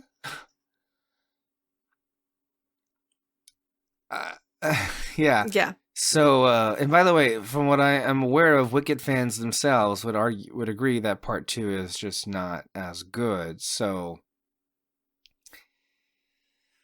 it's gonna be interesting because it's one thing to have this as a musical and like a show. Because I'm not saying that it doesn't impact the story, but like it's just different. It's not the same. Yeah. Whereas like when you watch a film, it's more like cemented in. And again, when you start messing with stuff that we already know, I don't know. It's gonna be interesting. Yeah. But I do feel it is sad that we just can't have an honest conversation about anything. It's just like I love Wicked, but I can still I can hold two things in my head at the same time. I could say that I love the movie, but I hate the way that it looks. Yeah. Like how hard is it to say that? It's it's how I feel, and I quite frankly feel it's the truth. That's what I was gonna say. That like this thing of these like die-hard fans of these people, like it's so weird to me. Yeah. Like it's a little dangerous, I think.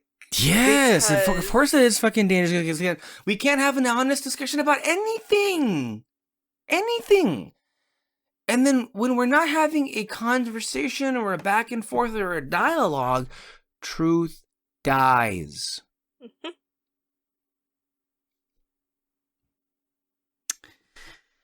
Oh my goodness, it is very dangerous. Thank you for bringing up that. I try not to go there myself because I feel like I've maybe gone to that well too many times throughout the years. But that being said, I don't think I've ever been wrong in invoking that word because again, as the years have gone on, media literacy and literacy in general is I mean, we're reaching levels of that are quite dystopian, I want to say. Yeah. That's how bad it's getting, you know? Mm. Speaking of dystopian and bad in media, remember how when we were watching Smile 2, which by the way, I'm happy for The Substance, a movie that I want to see, haven't seen it. Apparently it's a horror movie, it's a body horror movie, and it's getting all these nominations. Good for it. It's about time to get one that gets recognized. But this year, truly, I'm having a hard time with a whole bunch of people who gave performances in genre stories that honestly should be nominated. Not just Ariana and Cynthia, but like, where's the talk for Naomi Scott? She really impressed me with Smile 2. If anything, just for how fast she chugged that water. Come on, that alone should be worth a nomination. Hell, I mean, it was funny. Put her up for best performance in a comedy. Smile 2 was funny. It was one of the funniest movies this year. I mean that full-heartedly. It's one of the funniest movies of the year. But when we watched the film and the trailers played before, we were treated to a preview of Kraven the Hunter. Oh, yeah. And in front of us was this person who literally had no reaction to any other trailer, but he was just like, oh, I'm going to go watch that. That looks great.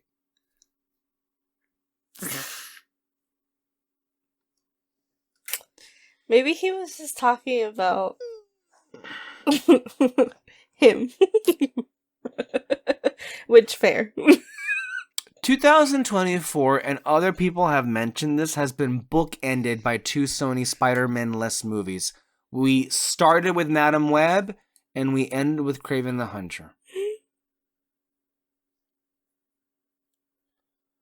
I don't know, like, what is it going to take? Like, for people to... I feel like the audiences have caught on, which is why they're not even watching them anymore. Like, I think Kraven made $15 million this weekend, which is terrible for a movie like that to make.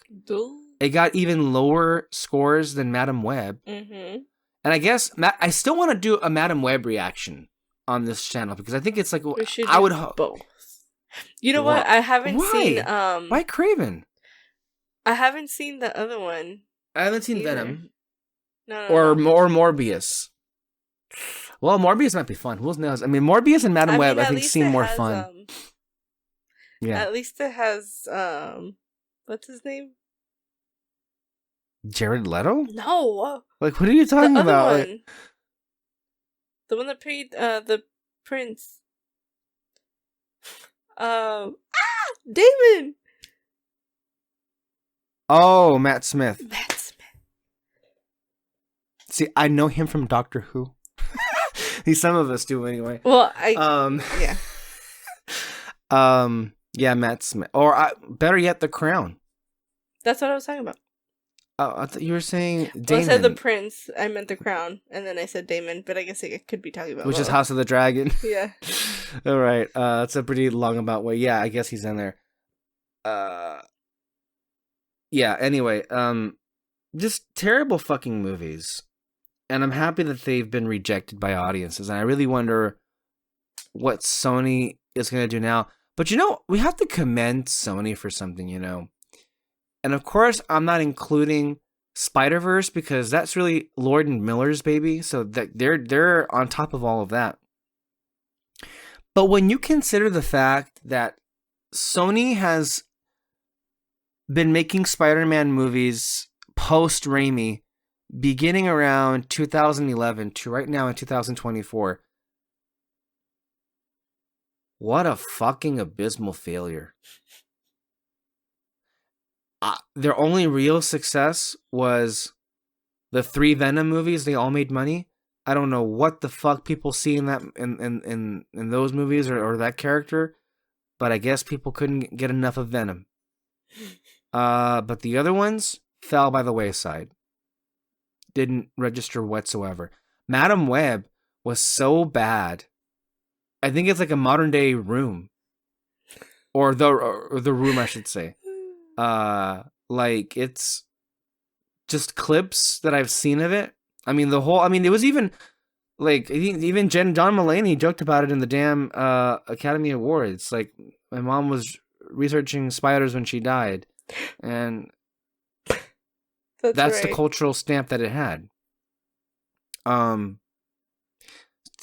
mean, just really, really embarrassing. And you have to wonder, like, where the hell things go from here. Can't imagine it can be for the better.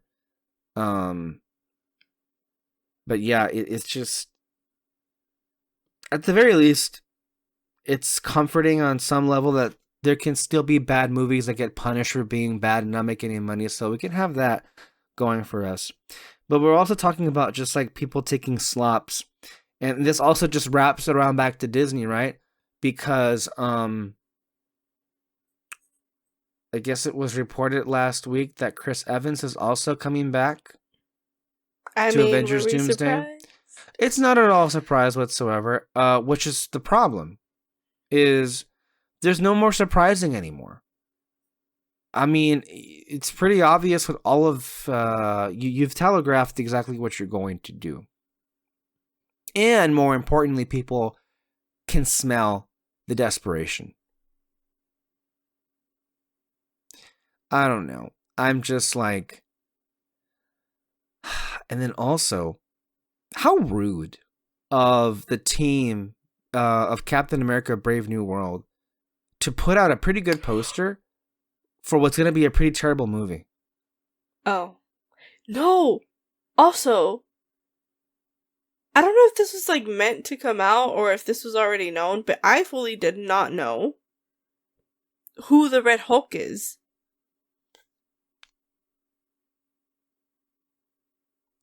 What? How? Harrison Ford? I didn't know that.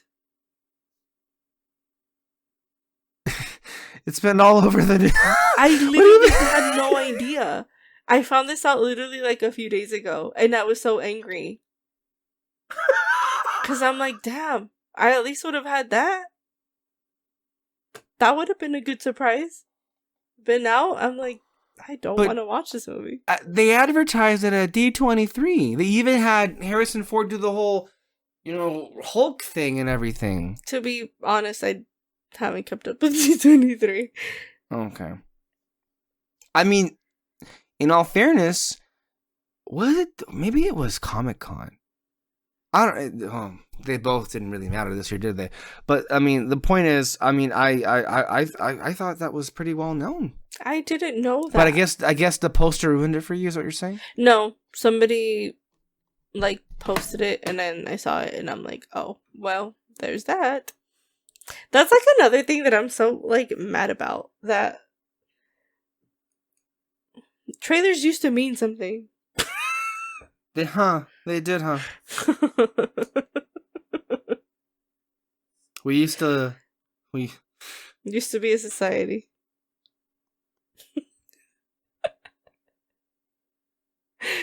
But it's like, in all seriousness, Brave New World's not going to be very good, and I will say the trailer is really good, and like how you said, the poster was really good. I did see that. Yeah. It has no right looking as good as it does for how not good it's going to be. On the flip side, though, it has been a pretty amazing week for movie posters in general. This morning, as all of us were, this was December 16th that we're recording this podcast. When we woke up this morning, we were greeted to a poster, a sample of, I guess, I don't know if it's going to be the actual music in the movie, but it was a new rendering of it.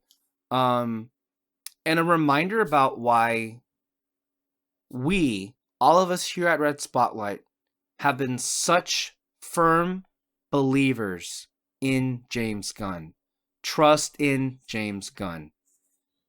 He has never once strayed or delivered anything less than great in the comic book movie genre. When you take into account the 3 Guardians films and the Suicide Squad, and actually Peacemaker too, that's like 5 for 5. Mm-hmm. Like, he's on a roll. And while people continue to doubt, as they have from the very beginning, we can say that from the very beginning, we had no doubt whatsoever. And we knew this was going to be something truly special. And when the images came out of the costume, we were all like, this is perfect. And I feel like, I don't know what more I need to say. I don't know what more needs to be proven. But when I look at something like this image, this poster that came out this morning, a true work of art, perhaps the single most striking poster for a blockbuster we have been given in ages. The last movie poster that I truly was like, oh my god, this is amazing, was The Last Jedi. Yes. That red poster? 8. 8, 8, 8. That was a truly great poster, honestly. But this one literally gives me chills. It's like, doesn't it just make you feel good watching this? Because, I mean, to me, when it's like with everything else, oh my god, this is perfect. James Gunn, you know what you're doing. Of course you know what you're doing. But I get the feeling when I saw this image the first time, I'm like, oh my god, this is going to be something really special. It literally makes me want to cry. We just finished watching the Superman and Lois show, and I was a hot mess. Oh my god. You don't understand. I was like hyperventilating. Oh no. Oh shit. I love this character so much. I'm so excited. I mean, I'm excited for one. I mean, for it being a James Gunn movie. I'm excited for it being a blockbuster film. I'm excited to get a really great DC. I'm just excited to get a great comic book movie. It's been a long time since we've had one of those. But also, the fact that it's Superman, a character, I think James Gunn has the opportunity to truly speak to the moment we're in, because Superman is so ingrained with America, and America right now is... And we know James Gunn he has always delivered some amazing commentary in really all of the movies that he's made in the comic book space. I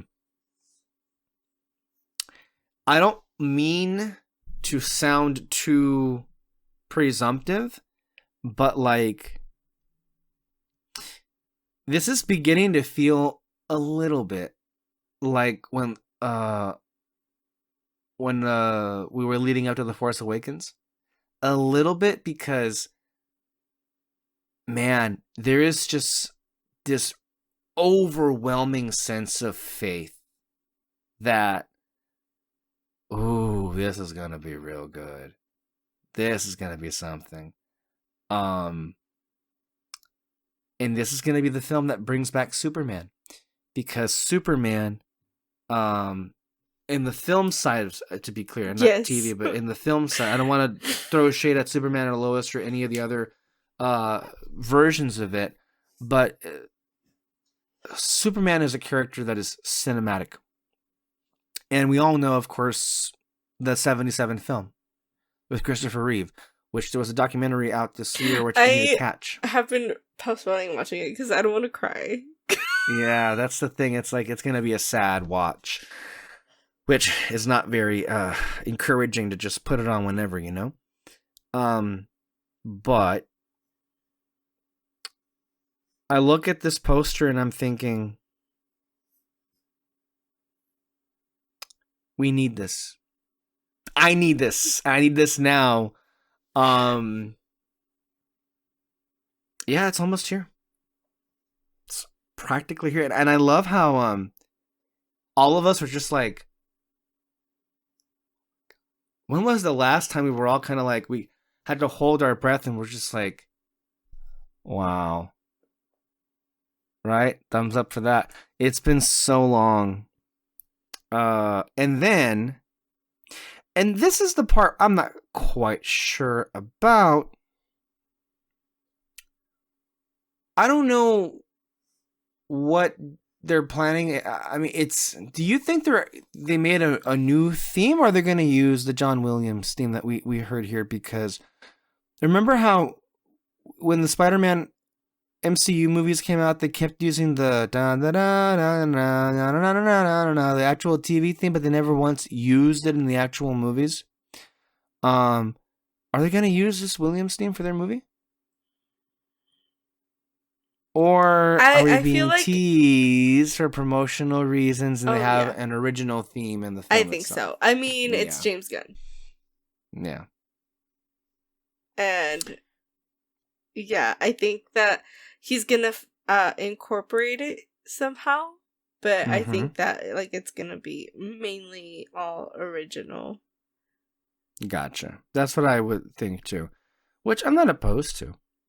I think it's definitely within his right to go ahead and do that. But yeah, I mean,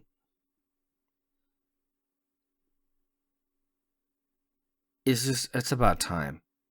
It's about time we've had something like this that can give us some kind of hope and inspiration. I mean, quite literally, right? Because just the state of where we are with some of these movies is not. Oh my God, the world, yeah, it's just not very positive, obviously. With that being said, we can now talk about the Golden Globe Awards. I'll say this. I think we might have a reverse situation happen this year. Last year, I was excited for the whole thing, but I was really invested in all the nominees because at that point I had watched all the movies, and I think we had a better group of movies. And I think we had a great group of winners, but the show sucked. And now I'm thinking, well, the winners might be so-so, but I think we might have a better show this year. I think, look, something switched. You don't hire Nikki Glaser without wanting her to do what she does. Mm-hmm. And I think Nikki Glaser, based on what I've seen, is going to bring back this kind of Ricky Gervais-esque air into the ballroom, back where it belongs, because that's what the identity of the Golden Globes is, and you have to have that. Yeah. So I think I'm hoping, fingers crossed, we're in for a far better production this year than we had last year. But I also just find it funny. It's like, bitch, I told y'all, this award show, despite its reputation, plenty of reputations it's had over the years, I've always enjoyed the Globes the most for a whole host of reasons. The show being first and foremost. But I also do think that the Globes, because they allow for different genres to be in the conversation, I think the Globes have always had, to me anyway, the most interesting nominations. And I think it also matters because they always came first. They're the first televised show, and they get to set the conversation. To me, the Golden Globes is the official beginning of the awards season, and it's like the party's here. It's the beginning of the party. The Oscars can be fun too, but sometimes the Oscars aren't always not as fun because it's the end, and by that point, it can become fairly obvious what's going to happen, so there aren't as many surprises. Whereas with the Globes, when you begin the season, it almost feels like anything can happen. And by the way, for years and years and years, I've had people tell me, oh, the Globes don't matter, they're not influential whatsoever. No one was really thinking that Anatomy of a Fall was going to have a serious awards run. But then, all of a sudden, it won screenplay. And they were like, huh. And then what ended up happening? It kind of bulldozed all the way to the Academy Awards. So, the Globes have such influence. And what also changed is they have a new voting body. They have a new international critics base of 300 voters, which is significantly higher than the 90 people they had before the HFPA was disbanded.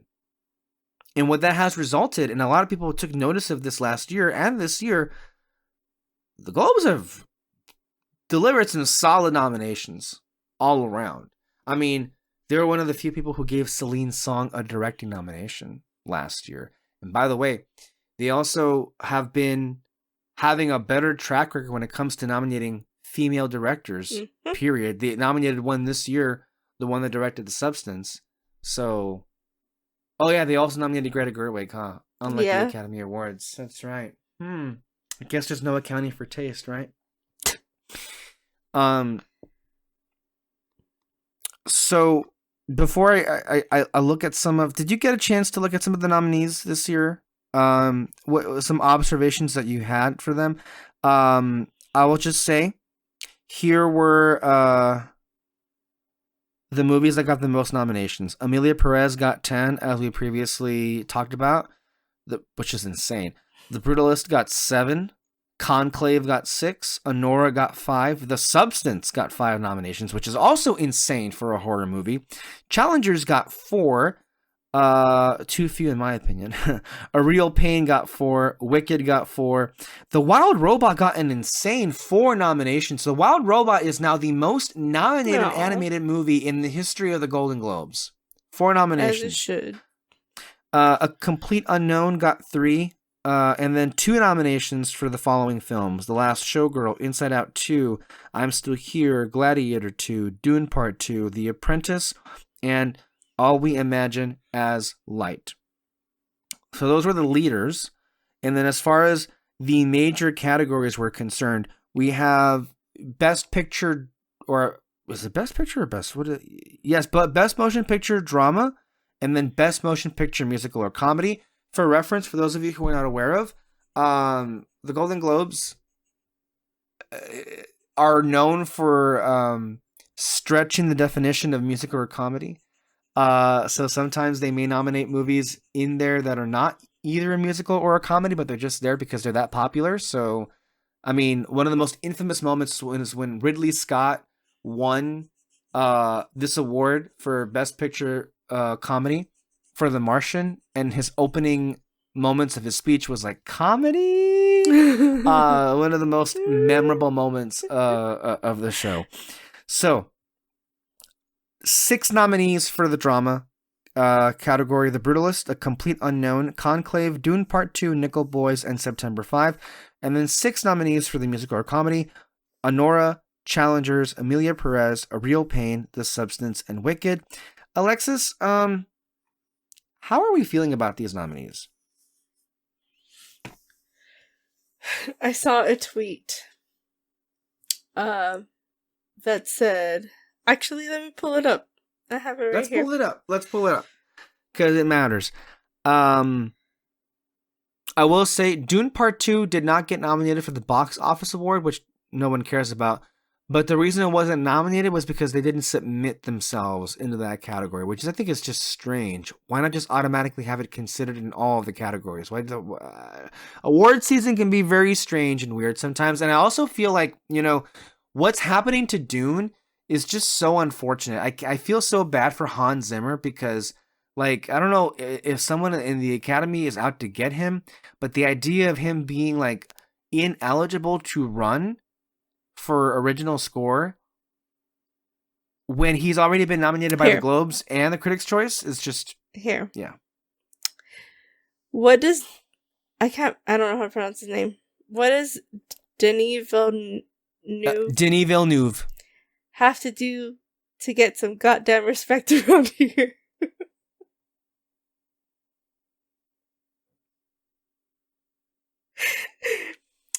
And that's all I have to say. And that's all I got to say about that.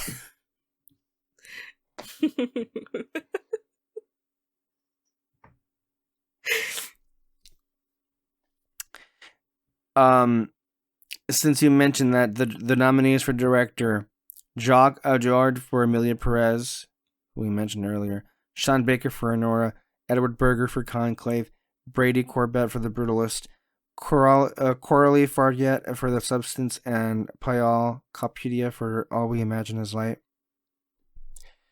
We told you this months ago. We saw it coming a mile away. Them not including Denis for directing for Dune Part 2.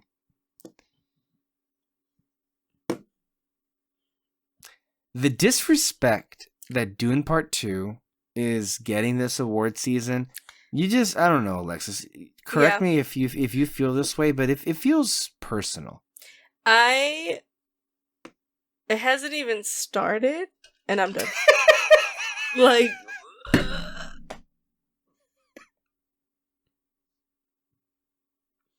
no. All I'm excited for the rest of the year, and I don't even think it's gonna get nominated until the following year, is Nosferatu. And that's it.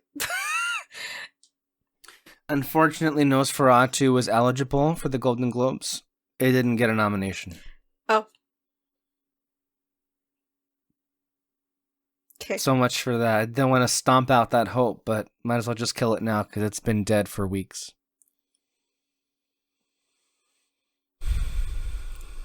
Done. So many of these movies I just haven't seen yet. I haven't seen The Brutalist. I haven't seen A Complete Unknown or Conclave. That one's Nickel not out Boys. yet, is it? None of them are out. Oh. Nickel Boys, September 5. They're never out. September 5. Honora is out, but I haven't seen it. Emilia Perez is out, but I haven't seen it, or don't have really much of a desire to see that one. A Real Pain. And what is out is The Substance, and I haven't seen that. So it's like, this is the fewest number of nominees I've seen in years. Of the 12 movies nominated, I've only seen Dune, Wicked, and Challengers. That's the fewest number of Best Picture nominees I've seen in a long time. That could have to do with the fact that I've been very busy this year. But also, like, most of these movies haven't been out. No. So, like, at all. Like, not even to begin with. Which makes it even more depressing that the one movie, well, besides, I guess, Challengers, I think, that, like, should have more because it sustained the whole year is Dune. Mm-hmm.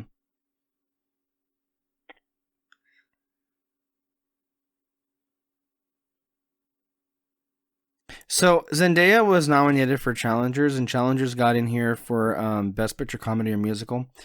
It also was nominated for Best Original Song and Best Original Score for Trent Reznor and Atticus Ross. Of course. I gotta ask you, where are the nominations for Mike Feist, Josh O'Connor, and Luca Guadagnino? Because if you're getting nominated for all those, well, don't leave me hanging here. Bring on the rest of the damn ensemble, because they were just as good. All of them brought it, and they all should be. And by the way, why isn't this a major player? It should be getting all the nominations and all the award shows. Challengers very well is on its way to not getting in for the top 10 Best Picture at the Academy Awards, which is truly sad. Because that one, I think, to me, no other movie rivals Dune than this. Yeah. As far as best of the year for me. Like, I still think about this movie. Even like in conversation. Yeah. You know?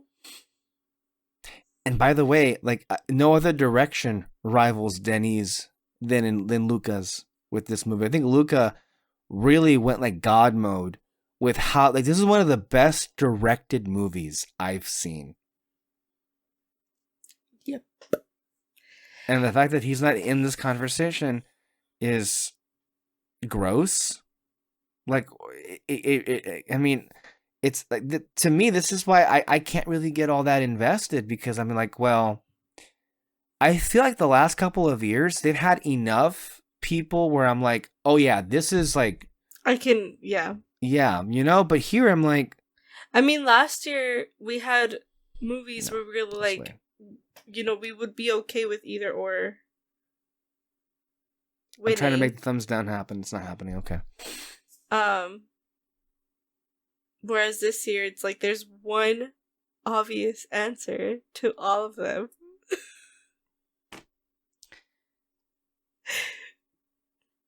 It's like that clip I sent you earlier this year of Miss Piggy at the D23 ceremony. It's like, she submitted herself in for consideration for Disney Legends, and they didn't respond to her, but they asked her to come and present, as she puts it, another group of randos this year.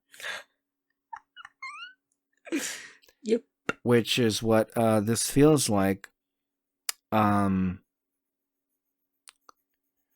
mean, I can go over some of these other ones, but I'm just like, I mean, even the acting performances, I'm not really sure. Like, it just feels like if we're not going to honor Josh O'Connor or Mike Feist or Zendaya for challengers, if we're not going to talk about Timothée Chalamet in Dune Part 2, or Javier Bardem, or Rebecca Ferguson, or Austin Butler, if we're not going to talk about Naomi Scott, if we're not going to talk about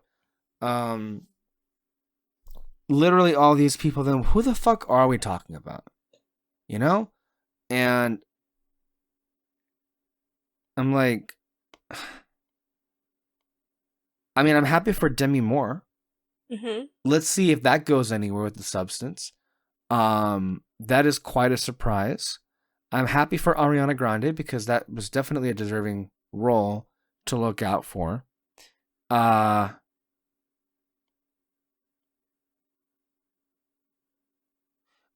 will say I was very happy that the Globes came to Sebastian Stan's rescue and gave him 2 nominations for the 2 movies that he's in. Yep. I think he has been unfairly persecuted in a way by his peers because he dared to do a role that is somehow controversial. I do think, though, it is, we're living in a moment now where the neoliberal established order, in the form of democratic consultants and media, are now have made the determination that they're just now going to bow down and kiss the ring of a rapist, sexual predator, racist, idiot, nonsense person who just ran for president to stay out of prison. And now they're withdrawing all their lawsuits. And now the Justice Department is withdrawing all their investigations before he even comes into power. You're doing the work for him and saving grace for what reason? So you can be spared from the purge? There's no sparing happening. The purge is happening no matter what. And by the way, I mean the purge. I mean, he is going to remove people from power who are not loyalists. That's the only reason we ran for president. So, now apparently in Hollywood is like, well, we're just not going to touch Trump at all. What? What fucking cowards are you? These are the leaders that we have? People who are watching or listening, you need to pay extra close attention to who you put your trust in, because the people who were supposed to save us from this disaster have failed us so much. They need to be rejected. They need to be pushed away. Because this ain't it. Yeah. Kowtowing and bowing down before somebody who said he wanted to be a dictator on day one. Okay. But Sebastian Stan, okay, so he played Donald Trump in a movie. Oh my God, we can't be seen with him. We can't do this. We can't. And you know what? Good for him for calling those people out too. Good for him. Yes, exactly. He should have. There was no reason for him to just take it lying down. And the thing is, we need people to be more like that. Like, you know what? No, fuck this. This because this wasn't right to me. It's like, just because he's playing Donald Trump doesn't make him Donald Trump. Like, sometimes I have to wonder, are actors at all attached to reality? Because sometimes they sure as hell don't act like it.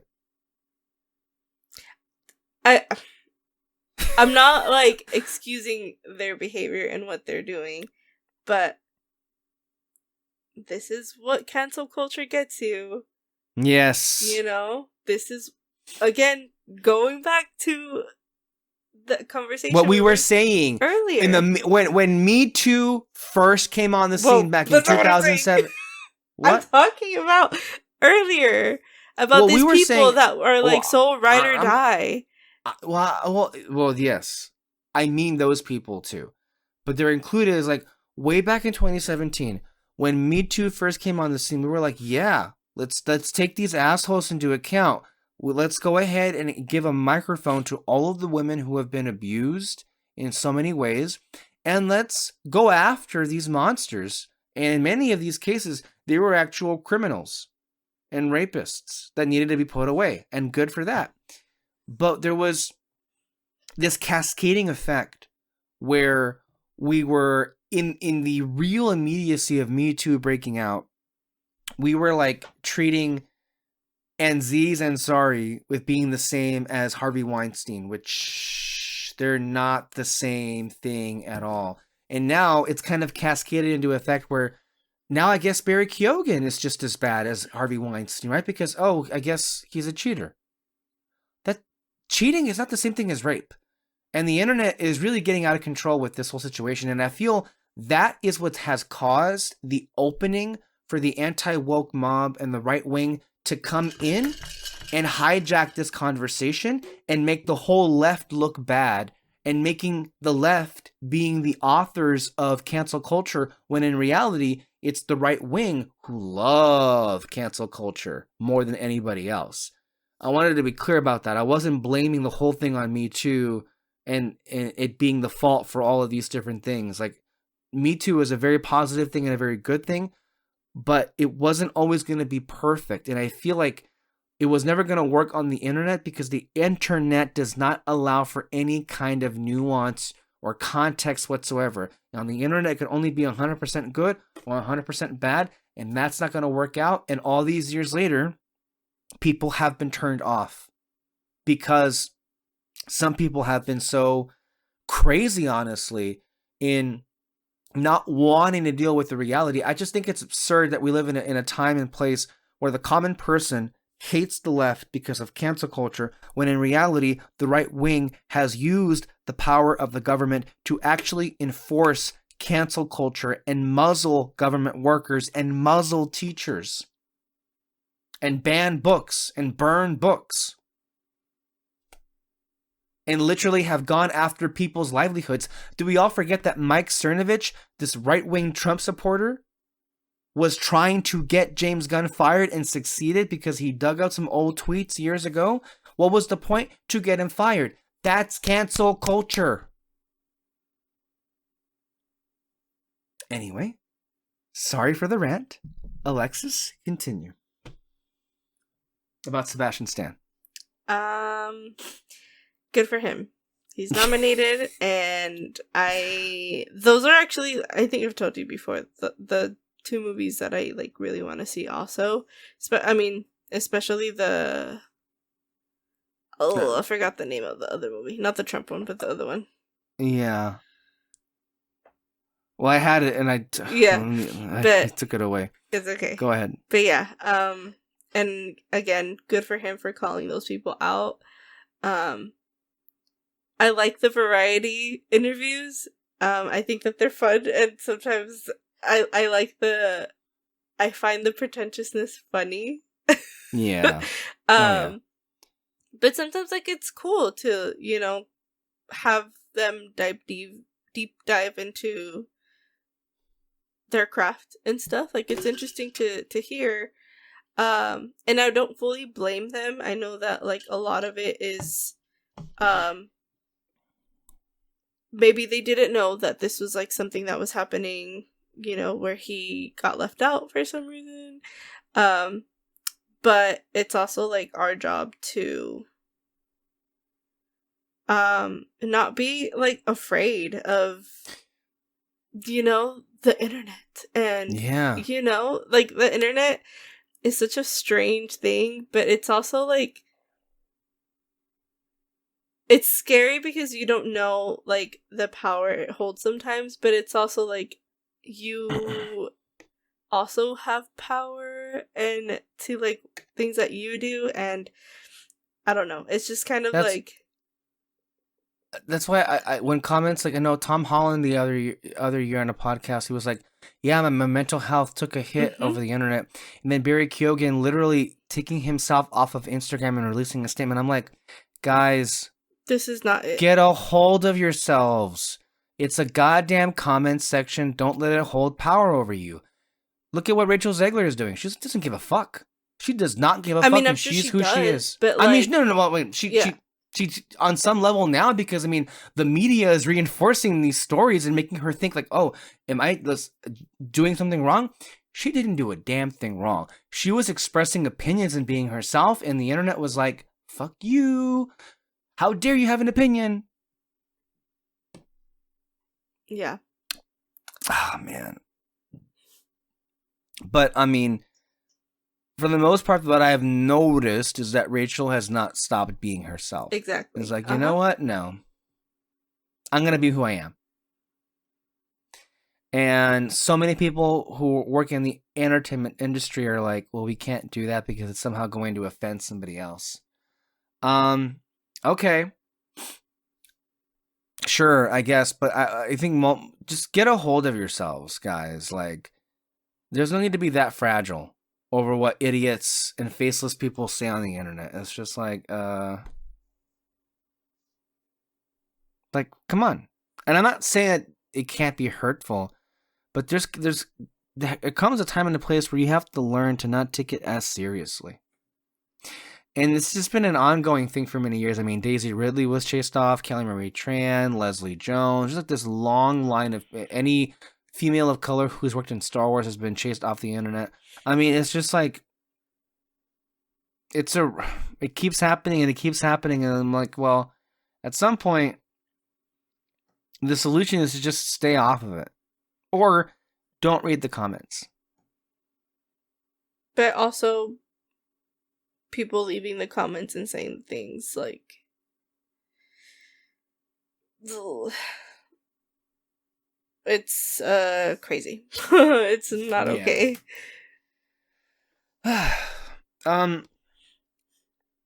Some other changes with the this award season.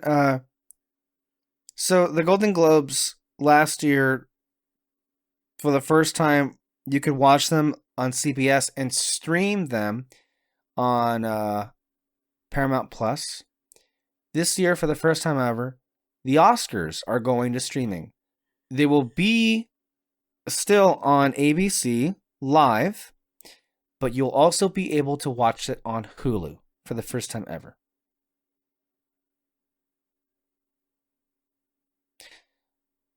So, just a little bit of an interesting update there. I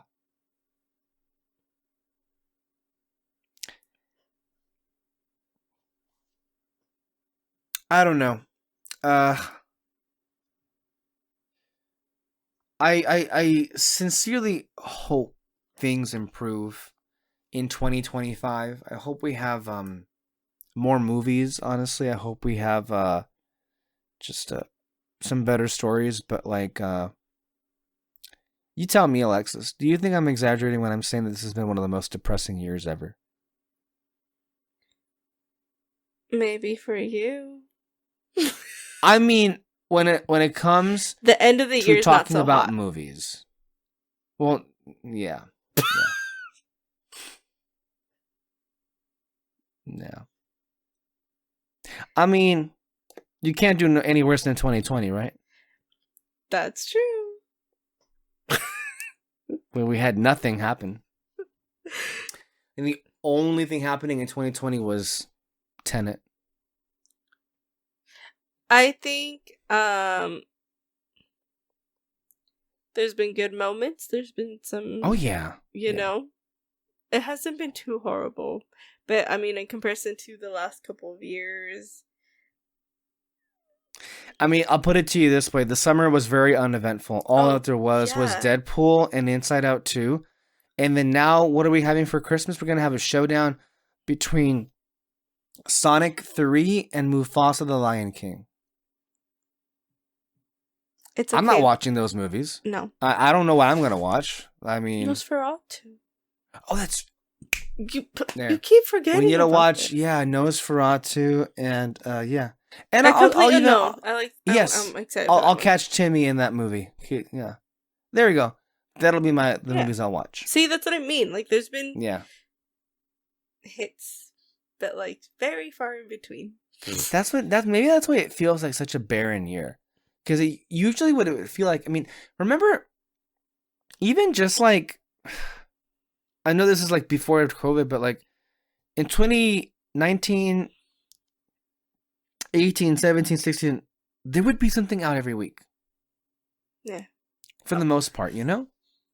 So something worth watching. And now, no. Maybe one thing every month? Mm-hmm. Maybe one every 2 months? And they take it out in 3 days?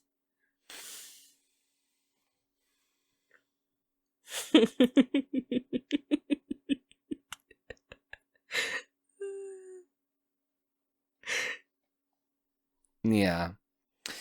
I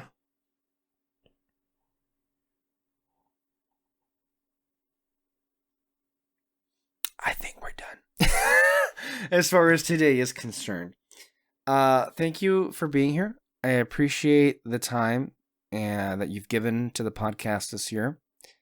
As has been established, it has been a trying time for me, but I really do appreciate all the people on this podcast that come on here and have this therapy session with me, which ultimately at the end of the day is what this podcast has ever really been. It's kind of a joint therapy session for all of us, so I think we get a lot out of it in that department anyway. And for those of you who are watching and listening, thank you very much for your time, and we will see you here under our red spotlight in the weeks to come. Nosferatu, A Complete Unknown, and we'll take it from there. All right, guys, we'll see you next time. Bye. Bye.